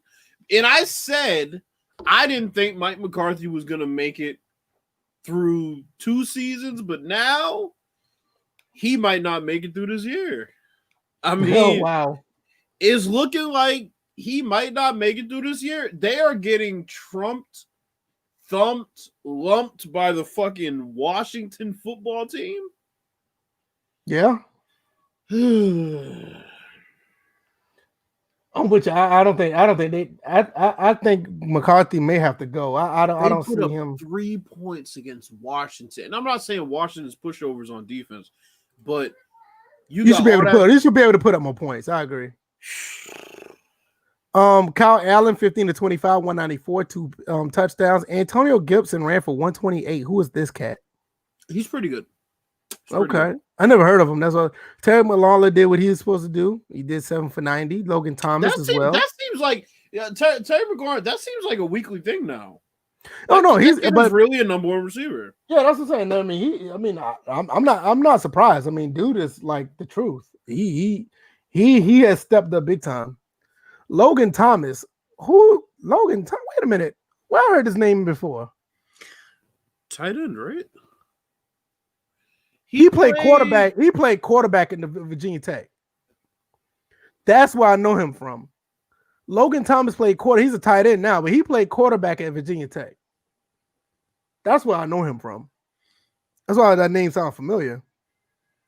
Let's see who else. Other than that, I don't see anything else that sticks out. Just look like the Washington just played a better game than Dallas, and Dallas is the more talented team, but they're not showing it. Yeah, see, that's what I'm talking about. Complimentary Sports says it. He was a quarterback at Virginia Tech. I know him from somewhere. Shit, he was. Yeah, Logan Thomas played quarterback at Virginia Tech. That's how I know him from. Sheesh. I know, right? All right, what's the next game? Bills beat the Jets. Who surprised? Jets fall to 0-7. Man, what's up with your team, bro? Shit, you better get NY on here. These motherfuckers are 0-7 going on 0-16. And I'll be honest, I don't see him winning a game. Oh, wow. I don't see a game they can win right now, bro. I'll be completely honest with you. I don't want to be that guy, but I don't see a game they can win right now. I don't want to be that guy, but who scored all the points for Buffalo? Field goal. Who's the kicker, sir? Tyler Ass. No. Let's try that again. Who's the kicker, sir? Tyler B. Ass. That's your kicker right there, sir. Why he cut his hair? Looking stupid now. What school he went to, sir? He went to goddamn fucking pigeon ass school. What you talking about? Where's Mr. Ham at when you need him? Tyler Bass scored all the points for Buffalo in the victory. He scored every single point. Every single one. Every point. He's the kicker from Georgia Southern. I don't need to say anything else. I got the hat on. You know what time it is. This kid is phenomenal. Great kicker. And nothing else needs to be said there. But the Jets can't find their own way. What are they gonna do with Adam Gase, man? It's like, bro, seriously. He should have never been hired in the first place. This dude, I don't know how he keeps getting head coaching jobs. Bro, they put up a graphic, and I think Damian Woody shared this. This motherfucker, between all the times he was offensive coordinator and head coach, they put something like last place. They're in last place offensively. I think the year before that they were 31st. Then I think when he was head coach of Miami, they were like 28th. And then when he was the coordinator in Chicago, they were like 21st. Like, bro, his teams have always been in the bottom half of the league offensively. And he's an offensive coach that keeps getting hired. So-called offensive coach. Terrible. Sam Darnold. I'm about to say that. Since he's an offensive coach, let's look at these stats real quick. I need to look at this. Bro, if you're Trevor Lawrence, let me ask everybody in the chat this. If you're Trevor Lawrence, and make no mistake about it, I'm sorry, I don't think Trevor Lawrence's family's hurting for money. No, they're not. If you're Trevor Lawrence, are you coming out and playing for the fucking New York Jets? Because that's what your destiny looks like right now. Yeah. Is anybody coming? And look, y'all can say maybe they'll trade out of the pick. Maybe they will. Maybe they'll say we have Sam Darnold, we'll trade out of the pick. But I'm sorry. If they have a different coach next year and that coach is in time for the draft, he just might take Trevor Lawrence. Yeah. So, whoo. That's that bad, huh? But yeah, man, the Jets is looking terrible, man. 0-7 right now. I don't see any end in sight. Le'Veon didn't leave; he was traded, sir. I don't think he demanded one either. Yeah, he was traded. Let's see. Right now, they're looking at they play Kansas City next. Oh God. Is that home or away? Not that it matters. No, they're playing at Kansas City. Oh. Then they play New England. Let me tell you something real quick. If Kansas City loses that game to the Jets, that's proof that sports are rigged as fuck. There is no way on God's green earth Kansas City should lose to come on, bro. Right. Then they play New England. Then they gotta go to LA to play the Chargers. Then they play the Dolphins, the Raiders. They go and then they go at Seattle. Then they go at to the Rams. That'd be ugly if they beat the Patriots. Then they gotta go to Cleveland. Then they that might be winnable. The Cleveland game. That one and the Dolphins. That's the only one they may win. Patriots. Yeah, they might beat the Patriots. They might. Hopefully not twice for the sake of Patriots fans. They may be headed to the Tobin Bridge. Let's see. G-Rob says the Bears online. We're gonna get to the Bears in a second. We can get to them. Quaface said if he was Trevor, he's pulling the Eli. Well, look, man, he don't got no father that played in the league, or brother that was a Pro Bowl and Hall of Fame quarterback. I don't think he quite has that pull. He probably nice, man. Yeah, can he? He's a junior this year, right? Yeah, so he can go. Yeah. He'll probably just go. Fuck, I ain't playing with the Jets. Did they get rid of that rule where if you hire an agent? Yeah, they got rid of it. If you hire an agent, you can get rid of agent and go back. So yeah, he's good. Panthers versus Saints. Saints win 27-24. But you know what though? I'm sorry to cut you off, but the other thing that you kind of risk is going back to college and getting hurt. Yeah, that is one big risk. That is a risk. I don't know. He has a lot of things to consider. I mean, he can do what John Elway did and just flat out tell him I'm not playing for y'all if you draft me. Right, and go play baseball. Like, right, I'm going to play baseball. I ain't playing with y'all. Fuck that. He was supposed to play with the Colts. It's like, no, I'm good. I'm good. Oh, man. Let's see how that plays out. But, 27-24. This is a pretty good game overall. They tried to kick a 65-yard field goal at the end, and it didn't work out for him. Teddy Bridgewater leading rusher was seven carries for 12 yards. Yeah, I know. Mike Davis, damn chicken. Well, anyway, Teddy Bridgewater, that's what I get for talking shit. Bridgewater. Yeah, that's what I get for talking shit. Teddy Bridgewater went 23-28, 254, 2 touchdowns, no picks. Not bad numbers. About Johnny Checkdown. It's not bad numbers. Not bad. It was check down life. 23 for 28. Man, checking down ass. DJ Moore had 4 for 93. Robbie Anderson had 6 for 74. They're not bad numbers. Oh, okay. Well, yeah, maybe it wasn't. They're not too bad. Not too bad. They probably ran them. They probably screen passes that they fucking ran. You know his ass can't throw down the field. Drew Brees, 29 to 36, 287, 2 touchdowns. I'm so tired of this overhyped ass dude, bro. I'm I sorry. don't have nothing else to add to this game here. This game was I mean, Kamara played well. And he yeah, made some key plays on some screen passes. But I'm sorry. If you're as good as Saints fans always claim they are, you shouldn't be getting pushed to the brink by the Panthers that don't even have Christian McCaffrey. Well, that is very true. That's very true because their running game, like you said, their leading rush had 12 yards rushing. 12 fucking yards. That's as terrible. in 12. 1-2.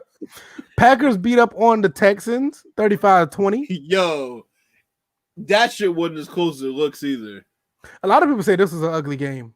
Bro, Aaron Rodgers was carving these dudes. Aaron Rodgers, 23 of 34, 283, 4 touchdowns. Carving them. It wasn't even like he was throwing the ball over the field all game for, millions of yards. No, he was literally just throwing touchdowns.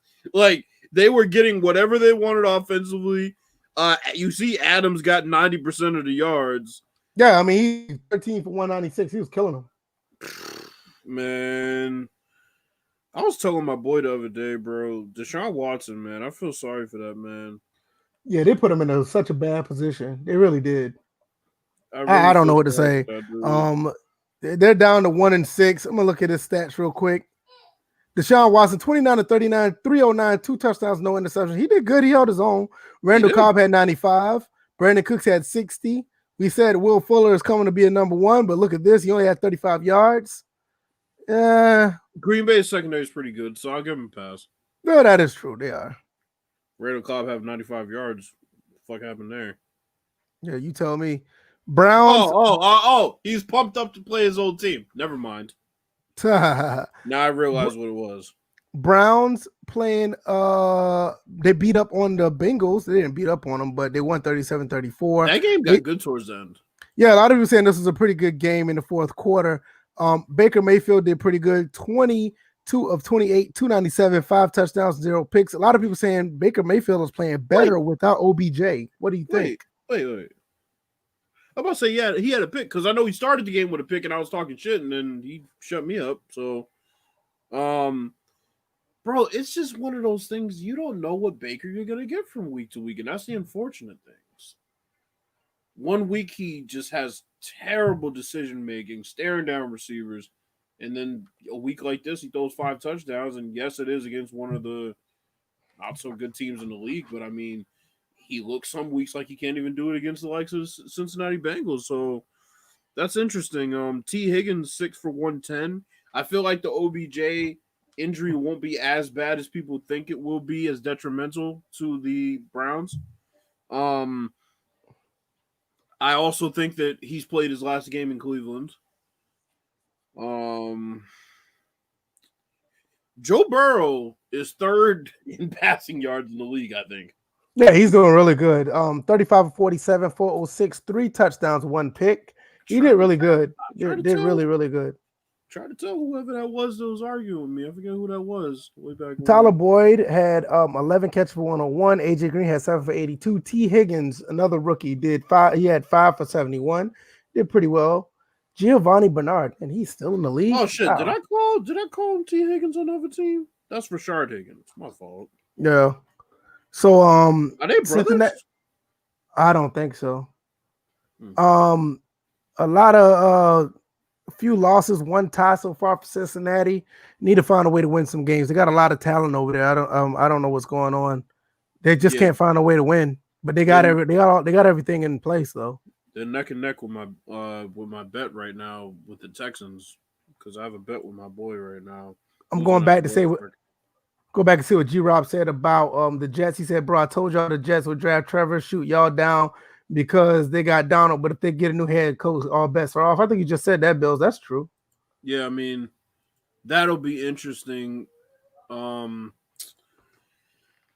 mean, see, the thing is, would you consider Sam Darnold maybe, I guess, slightly different than Josh Rosen, but really not so much? The thing with Josh Rosen was he never really had full confidence from the Cardinals. But, I mean, Darnold was looked at as the guy, but he doesn't really have any confidence right now either. And it's not even so much from the team; it's just Adam Gase has a shitty game plan going into every single game.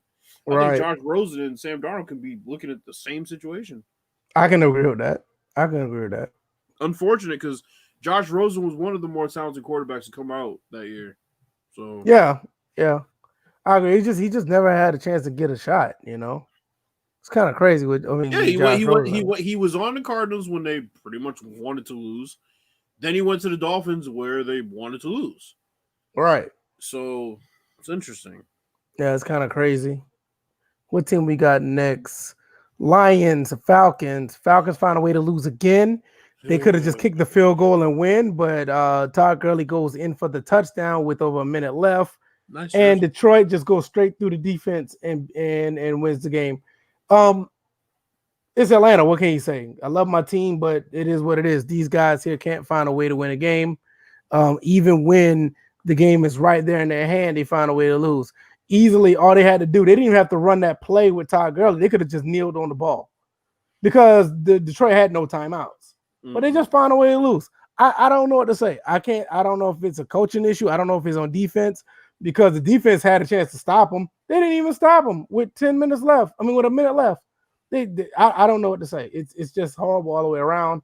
At the end of the day, these guys could be looking at a top 5 pick, and it's a shame. It really is. All that talent, and they're just wasting it. Once again, people are going to say it's Matt Ryan's fault. What happened? Matt Ryan, 31 of 42, 338, 1 touchdown. Okay, it's his fault. Let's see. The Lions, you had Matt Stafford, 25 of 36, 341 touchdown. And what can you do? Kenny Golladay had 6 for 114. Julio had 8 for 97. Calvin Ridley, 5 for 69. Hayden Hurst, 6 for... Oh, yeah. So it's basically, Falcons lose another one, and it's Matt Ryan's fault. I don't know how, but okay. You got any thoughts? I didn't watch it. I saw Matt Stafford throw the game-winning touchdown. That's about it. Yeah, ain't much to see there. Falcons had it won, but they found a way to lose. Buccaneers at Raiders. Tom Brady puts on another show, 45-20. Kind of sad to see my Raiders lose. They're not my team, but I like to see them play some good ball. But Tom Brady shows once again why he's still in the league. And let's look at his numbers real quick. Tom Brady, 33 of 49, 49, 33 of 45, 369, 4 touchdowns, no picks. Another great job, and they're going to get it even better because Antonio Brown is coming to the team. I think he got signed on Monday. Yep. The Raiders, Derek Carr, 24-36, 284, 2 touchdowns, 1 pick. They were never able to run the ball. Nelson Aguilar had 100 yards. But hey, once again, the story here is Tom Brady once again. People say they want about him, but he continues to do what he do. The system quarterback just going out there putting up system quarterback numbers and making system quarterback back shoulder throws to Scotty Miller and just being that system quarterback. And we'll get to that system that he left in just a little bit. Buccaneers look really good. They're gonna get, like you said, even better. Got AB coming, man. Woo! Yeah, it's going to be really interesting to see how far they go because right now it looks like they're going to take the NFC South easily. The Saints may put up a fight, but I don't see it. As far as the rest of the NFC, we still have the jury out. You got the Packers, which they beat the Packers. You have Seattle, which always is formidable. They stomped out the Packers. Yeah, they beat up on the Packers really good. And then, a sneaky team that nobody wants to really talk about. I doubt if they'll give the Buccaneers a run, but I would not be surprised. Arizona is playing pretty good ball as well. So no, I think Arizona's actually going to give them a run. I don't even think they might not even be sneaky after a while. But right now, it looks like the Buccaneers look like they are that team that's going to probably come out the NFC right now. They're looking really good. So it's going to be interesting to see. It's 7 games in, and we'll see how that goes. The Raiders, once again, they're in a fairly tough division, dealing with the Chargers, and they're dealing with the Chiefs. I like this team. It's one of my personal favorite teams. That's why I play with them on the I play with them on Madden, but you know, it's just my favorite team. Don't have anything else to say about them. My son is getting sleepy. If y'all can tell, he is whining. Cut off the TV in there. He'll go to sleep in a jiffy.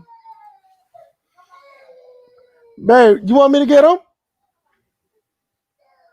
He's on no. All right. Let's talk about the Chargers. We just got to talk about them. The Chargers and Jacksonville. Chargers are 2-4. I'm actually surprised that. I thought they'd be a little bit better than that. But Chargers win this game against Jacksonville 29-39. And let's see. This James Robinson kid has been having some good games. That's what I'm about to say. That's why I wanted to pull up the Jaguars. 22 carries for 19 yards. Undrafted running back King David was trying to tell me about this kid, but now I see what he's talking about. This kid is looking really good. Gardner Minshew also 14 to 27, 173, 2 touchdowns. Low numbers, fairly efficient. Don't expect to see much out of Gardner. He didn't turn the ball over, so that's always a plus. The Chargers, Justin Herbert, 27 to 43, 347, 3 touchdowns. I mean, Justin Herbert's look like he's probably gonna be rookie of the year. This kid's looking really good. I'm looking at all these. He also ran for 66 yards. I don't think he's gonna get it over Burrow. Yeah, but the problem is Burrow got to win some games, man. Yeah, but I mean, the Chargers are in a tougher. Well, I don't know. I mean, Burrow could put up all those. He may get it because of the numbers, but I mean, he may get it because of the numbers. But this kid's probably going to be my rookie of the year. Justin Herbert is like he's doing things that he's actually putting this team in position to win games. I mean, even though they have 4 losses, look at the games that they actually lost. I mean, in the way they lost, they didn't. I mean, let me go back. Here's the full schedule. We can go look. I mean, they took the Chiefs into overtime. Why is my computer running slow? Stop being that way. Don't be a butt. Let's go. There it is. Let's see. Matter of fact, they played week 1 against Cincinnati. They beat them 16-13. They took the Chiefs to overtime. They barely lost to the Panthers. They lost 31-38 to the Buccaneers, and they lost to the Saints, which I'm surprised they lost that game. They lost it in overtime. So it's like, as far as numbers, I can easily see Joe Burrow getting it. But as far as this guy's like, actually, he surprised me way better than I thought he did. I didn't think he was going to be this good. He's doing pretty good right now. 4 touchdowns again against Jacksonville. I don't have anything. Oh, 3 touchdowns. I'm sorry. No, I'll say 4 because he did run. He did ran for 1. He ran for 1. I was right. Keenan Allen had 10 catches for 125. Yeah, and like you said, Quaface, I mean, G-Rob said it right here. Chargers can't close out games. And I think that's the main thing. They have some of these top elite teams at the brink, and they're not able to finish the deal. Proving my point again, Mike Williams, 1 catch for 4 yards. Yeah, we talked about him earlier. You're right.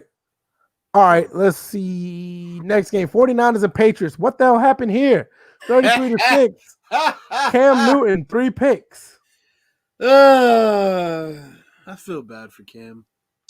You know, everybody was talking week 1. Oh my God, we found our quarterback. And how's Tom Brady doing down in Tampa? Oh, he can't even throw the ball anymore. And yeah, how's that working out for y'all, huh? All of a sudden now the excuses are mounting. If it's not one excuse, it's another. Oh, now we're tanking. That's what they said. We're tanking. We're tanking this year. We need to lose these games. Oh, really? Okay. The Patriots suck right now. And no, I'm not going to blame the starters that decided to sit out because the only one of any note is Marcus Cannon. And they're not having any trouble protecting the quarterback. They have receivers who get no separation. You know, kind of like how Tom Brady had last year. Yeah. So all y'all that shat on Tom Brady and all y'all that trust in Bill Belichick, just remember he picks the players, he signs the players, he releases the players, he refuses not to call the players. He puts the players on the field this year, and the players get stomped out 30-36 against a team that, quite frankly, has no business beating them 30-36 because they have injuries of their own. 2 backs, not 1 back, but 2 backs are out. 2 pass rushes are out. So yeah. It's not looking good in New England, and I'm loving it. No, they're not looking good at all. I mean, Cam Newton had a couple of good games, but at 2-4, I mean, those couple of games means nothing right now. So right now, you guys, the guys in New England are they're in a tough spot because that division is not getting any easier. You know, you got the Dolphins trying to do something, you got the Bills trying to do something. New England could be in the world of hurt for the next few years. Let's look at the 49ers. Jimmy Garoppolo, 20 of 25, fairly efficient, but did throw 2 picks, no touchdowns. It's not good. The numbers look good, but the interception is a black eye. Jeff Wilson, whoever his running back is, he ended up running 17 for 112. Whoever his running back is, that's part of the problem with this. Like whoever his running back is, like he had 112 yards. Brian Ayuk had 6 for 115. Debo Rookie Samuels from Arizona State that we should have drafted, by the way. Just saying. Yeah. You got the other receiver from Arizona State, Khalil Harry. He's from Arizona State. Debo Samuel 5 for 65. George Kittle had 5 for 55. So they get a pretty much needed win. They're above 500. The division is still tough for them though. Cam Newton threw the ball 15 times and had less than 100 yards. Yep, he threw for 98 yards. Terrible. That's terrible. Bro, speaking of terrible, the Broncos. Wait, hold on. Go ahead. You good? Go ahead. 1, 2, 3, 4, 5, 6, 7. They had 8 receivers with 1 catch. VF. Wow. That don't make no sense. With 1 catch. One of them had a catch for 8 yards. Another one had a catch for 8 yards. Another one had a catch for 6 yards. Another one had a catch for 3 yards. And a receiver had a catch for 1 yard. So that's terrible. Kansas City 43-16. How they put 43 points up? Let's find out. Pat Mahomes had 15 to 23, 200 yards. Chad Henne actually came in and threw a couple of passes. Clyde Hilaire had 8 for 46.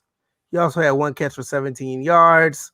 These are mediocre numbers for the Chiefs overall. Broncos had 2 picks. They must have threw a pick 6 or something. Drew Lock did not have a really good game. 24, 42, 54. No touchdowns, 2 picks. Philip Lindsay ran for 79.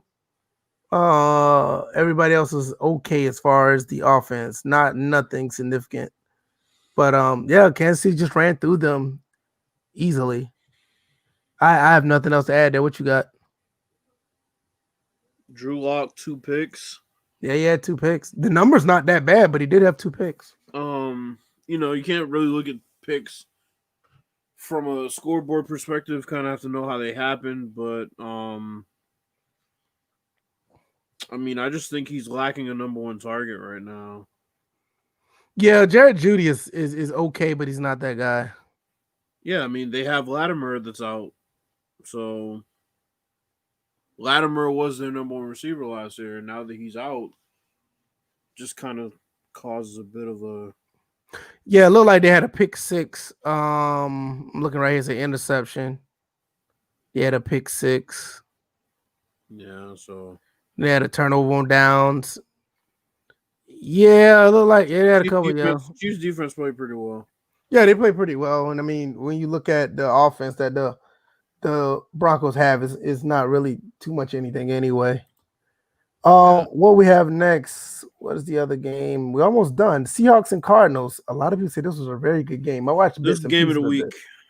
Yeah, I kind of figured this was going to be as well. Arizona ended up winning this game in overtime, 37-34. Kyler Murray put up some monster numbers. I was so wrong about this kid. I thought this kid was going to be a bust when he got into the NFL. I'll be the first one to admit it. Yeah, I thought the first number 1 overall pick, what the hell were they thinking? They knew something that we didn't. 34-48, 360, 3 touchdowns, 1 pick. Anytime you force Russell Wilson to throw 3 picks, your defense is doing something incredibly right. Right. DeAndre Hopkins, 10 of 103. Chase Edmonds, 7 of 87. Larry Fitzgerald, 8 for 62. All around, this is a big win for Arizona. They needed it, especially when it comes to a division rival. This could mean a lot at the end of the season. Good job by Arizona for winning this game. This was a big one for them. Russell Wilson, 33-50, 388, 3-3. Russell Wilson also was the leading rusher at 84 yards. Tyler Lockett had 15. Tyler Lockett. Yes, he had 15 catches for 200 yards and a loss. That sucks. Good but Lord. that was a great performance by him. And he had 20 targets, caught it 15 times. That's great. That's really good. Holy shit. I mean, who else was on the field? I don't know. I need to know who was guarding him. That's what I need to know. Yeah, but bro, there wasn't even anybody else that had double-digit targets. Nope. DK Metcalf, 2 for 23. And he was targeted 5 times. Greg Olsen, 2 for 18. Holy fuck. He don't count. What is that about? No, he doesn't. To me, I mean, he doesn't count. He's old. He doesn't count. Man, don't do You're not going to force the ball to Greg Olsen. Not at this point. Yeah, but he got he killed me. He can at least get 5 targets. How many he had? 3. Yeah, he can get at least 5. I'll give him that. I'll give him that. 5. He ain't that old either. Shit. Yes, he is. All right. 34-37, another big win for them. That was great. All right. Game from yesterday, Bears and Rams. What the hell happened to the Bears? Nick Foles sucks, and I tried to tell people this. I'll wait for this. Expectations. I was waiting for this because I got the comment right up here. Go ahead. Bears O-line is horrible. If we had Joe Montana, he'll get killed. Nagy sucks, needs to give up play calling. This draft should be just for online help. Bruh, Chicago is the graveyard for quarterbacks. Nick Foles. Hey, man, Nick Foles had a few good games, but this game was not it. Because people finally, bro, this is what happens every time Nick Foles starts. Every time Nick Foles starts and has some expectations, the week that they start talking about his team, he does this. He puts up a performance like this, a complete and utter shit show. Because that's what he is. He's a complete and utter shit show. He's not a quarterback that performs when the lights are the brightest. He's not. He's not that guy. Well, his backup isn't either. Well, shit, Trubisky can't perform when the lights are on, I don't know about the second part. He can't perform when the lights are the brightest or when nobody's paying attention to them, all right? I mean, that's just... I will. G-Rob said he had no time. He didn't. When the times I see, when I saw him, Nick Foles was running for his life. I will admit to that. I will admit that. Oh, well. I'm going based on past precedent. That motherfucker can't perform even when he has offensive line help if there are expectations on that man. I mean, we know the Rams are beasts up front. Yeah. Jared Goff, 23-33, 219, 2 touchdowns, no picks. That's basically what Jared Goff is being Jared Goff. That is basically what he did. I mean, I'm not even mad at those numbers. All I can say is he's better than when Jeff Fisher's bitch ass was there. Well, that is true. Not much of a running game here. Everybody looked like running back by committee. 15 for 64. Malcolm Brown had 10 of 57. Josh Reynolds, Cooper Kupp, Robert Woods, and nobody stood out. But for 10 to 24, this game didn't look as close as it was. But yeah, I kind of expected a bit of a defensive battle from them. Yeah. I'm sorry, I'm not giving Foles a break in this game. Primetime game. I mean, look, yeah, he had no time, but I'm sorry. This is what Nick Foles is. This is who he is. Primetime game, he doesn't perform. It's that simple. Yeah, I think this is one of those games that he laid an egg. What? Okay, you know what, G-Rob? What happened? He's a Super you looking at... Bro, he is. I mean, he is. Nobody had expectations for that Eagles team after Carson Wentz went down. If they lost the Super Bowl, nobody would have blamed him. Nobody would have said anything about him. They would have said the Patriots were supposed to win. They win. Now we're going to ordain, he's the Super Bowl MVP. Bro, stop. Nick Foles has had a couple of chances to start and be the starting quarterback for a team, and he failed. You do know he was on the Eagles before that, right, G-Rob? No, the condo, I got you, baby. Like, G-Rob, you do know that he was on the Eagles before that, right? All right, give me 2 seconds. Keep talking. I'll be right back. I mean, bro, he was on the Eagles before that. He had a chance to be the starting quarterback. He failed. So, I mean, come on, bro. He had a hell of a run. I mean, shit. Ray Charles could have had a hell of a run too if they said, now, Ray, it doesn't matter whether you complete this pass or not. All right. It really doesn't truly matter. All right. We don't have any expectations for you. Come on, man. Bro.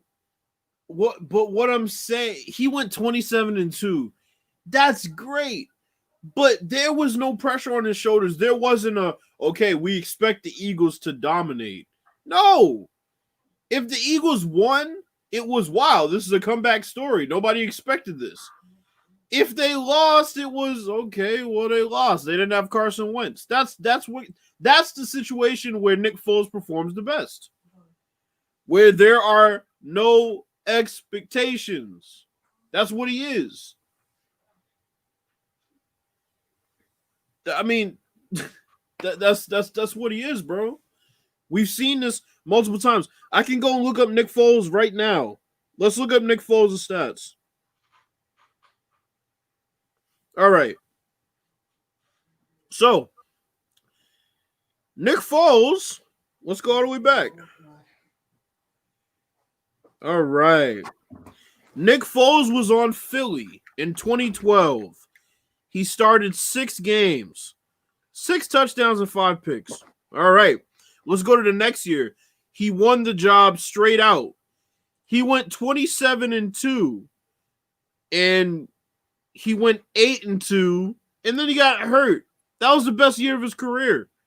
Next year, he started 8 games, 13-10. You see a trend here? He's a run-of-the-mill quarterback. The next year, he started 11 games, 7-10. So, bro, I'm sorry, but we're not about to sit here and talk about Nick Foles like this dude doesn't buckle when he's under pressure. Man, Nick Foles be hooping, man. Tom Brady was the focus, and he was suspended for 4 games, and he came back and threw 28 touchdowns and 2 picks. And people actually gave a fuck who was in the backfield. So, I mean, come on, bro. I mean, we're not going to do this Nick Foles shit, bro. I know he's on your team. I get it. We're not going to do this. We're not going to do this. We know how the story ends.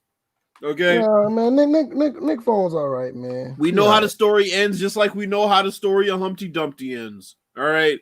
We know how the story ends. Yeah, he all right, man. I ain't gonna do him like that, man. Let them die on the hill, and that's exactly where they're gonna die. Right on that damn hill.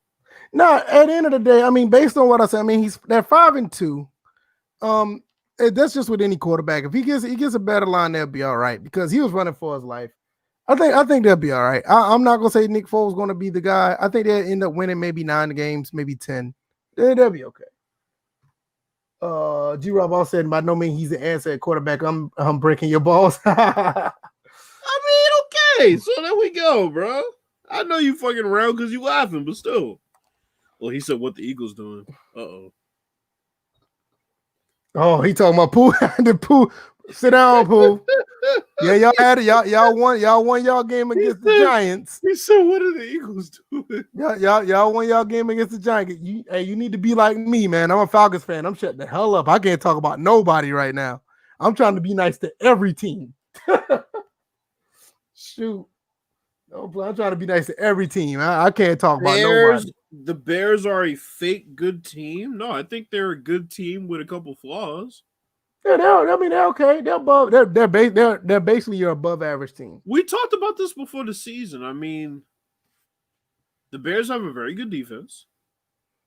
They got a fairly decent offense. It's just we always thought thought their quarterback was their problem. I mean, we've been saying that like their quarterback. But they really need to figure that run game out. Yeah. That's been like a running joke this year. I can see them drafting one in the draft next year. I can see them picking one up in the draft next year. This dude Pooh all of a sudden hates the Bears. The Bears ain't do shit to y'all. No, he's mad because Nick Foles is over there. That's why he's doing that. You know how that is. Well, shit. Take your broke back quarterback. Take your curved vertebrae ass quarterback. See how many games he can play this year. Shit. All right. I don't have anything else. You got anything? I mean, Thursday we're gonna talk about some more games. Hopefully, get some more information. DJ came in. I don't know if he's still here. He probably Yeah, he said something earlier in the All right. chat. He said something earlier in the chat. So he was here for a moment. There he is right there. He was here earlier. But it is what it is. Our D is a bright spot. Our D is a bright spot. Pause. Play calling is trash. Shit, broke back quarterback. So the NBA is discussing starting the season December 22nd. I think that's perfect. That is excellent. I think they should do that. Bro. I don't know. We think they should start. It's too quick of a turnaround for the teams that made it really far in the playoffs, I think, man. That's like less than a month. Yeah, it could be. Yeah, it's a little bit less than 2 months. Yeah, a little bit less than 2 months. I don't know. Danny Green thinks LeBron will sit out for that first month. I'd be more inclined to think LeBron wouldn't sit out that long. He was already back at the gym today. He's not a guy that really likes to rest. It's interesting. I'm kind of selfish in that, I would like them to start. And of course, it goes along with 2K coming out. Yeah, but I don't know. And then they're talking about skipping All-Star break too. So there's that. I don't know. What is this? That's Garo, Mark of the Wolves. The game is badass. I just wanted to see how it look on here. All those dudes look fruity. I need to fix that. I need to fix that screen. G-Rob said this COVID will speak again. I don't know. Bro, this COVID will be spoke again. I don't know. I'm gonna be honest with you, and I'm not saying this to be funny. I think there's gonna be some therapeutic, some medicine, or a vaccine gonna be done by the end of the year. Yeah, I think those days are over. Yeah, I think all this dumb shit is gonna go to by the wayside. I mean, now if you really look at it now, a lot of people are catching it, but not many people are dying. You don't even hear about the deaths anymore. And I'm not saying that because they just want to talk about the cases. It's a scare tactic, and I hate how they do it, bro. Right. I hate how they do that. I mean, let's be honest. Wouldn't there be a crazy spike with all them people going back to the games if this was really something serious and rampant? There's a lot of places that have fans in the stadiums. Yeah. So it's just a scare tactic. I'm kind of over it at this point. Yes, I still go outside and wear my mask, but I mean, that's more to protect others than to protect myself at this point. All right. I'm actually surprised. This actually looks pretty good on the screen. I was just doing it just for purposes, just to see how it looks. It looks pretty good. Okay. Yeah, that was interesting. All right. Anything else you got? I don't have anything. No. Excited for 2K. Yeah, pretty much. All right. If you guys haven't already, check out anything in the description, man. Subscribe if you like. Shout out to the people who have subscribed lately. The numbers are going up. I made this pledge for myself. Hopefully, you guys can help me out. I am trying to get to 1,000 subs and 200 followers on Twitch by tax refund week 2021. So that's like the 1st of February, 2021. I want to get to 1,000 subs and 200 Twitch followers. So hopefully that could be the case. If you guys spread the word, everything would be great. Check out the Teespring link if you want to become a Patreon. That'd be great. A dollar goes a long way to help build up the channel and help out, give us a little kickback for our co-hosts. These guys do a great job of giving us the most honest and complete sports gaming content on the internet, in my opinion. We are the smallest, but we're the best.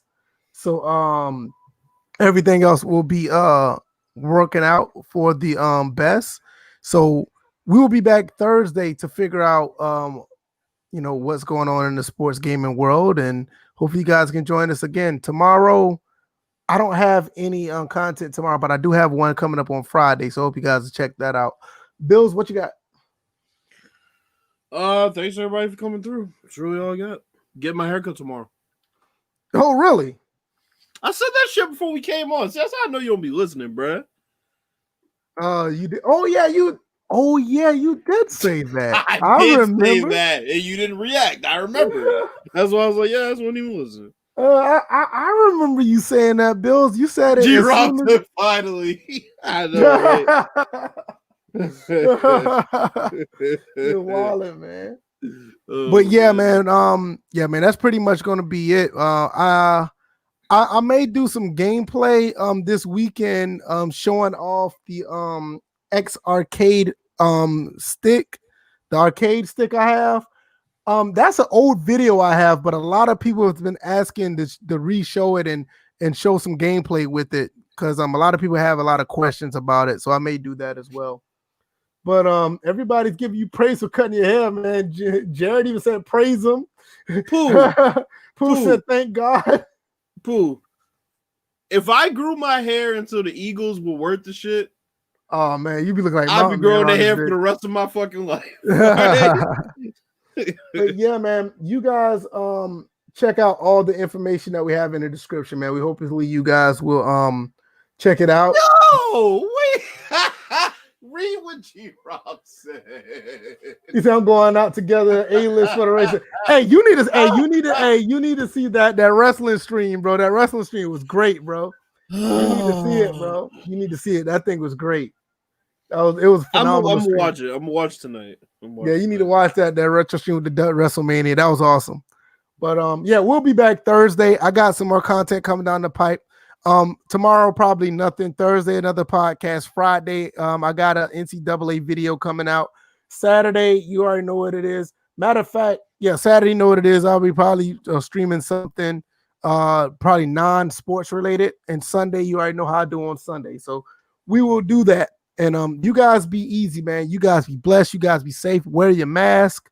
Even though they don't work, wear them anyway. Wear your mask and wash your ass. That's the catchphrase around here. And have we been saying that for day one? Exactly. Wear your mask and wash your ass. There you go. All right. You guys be easy. And you guys take care and be safe. All right, guys. Peace. Fuck Bill Belichick. Belichick.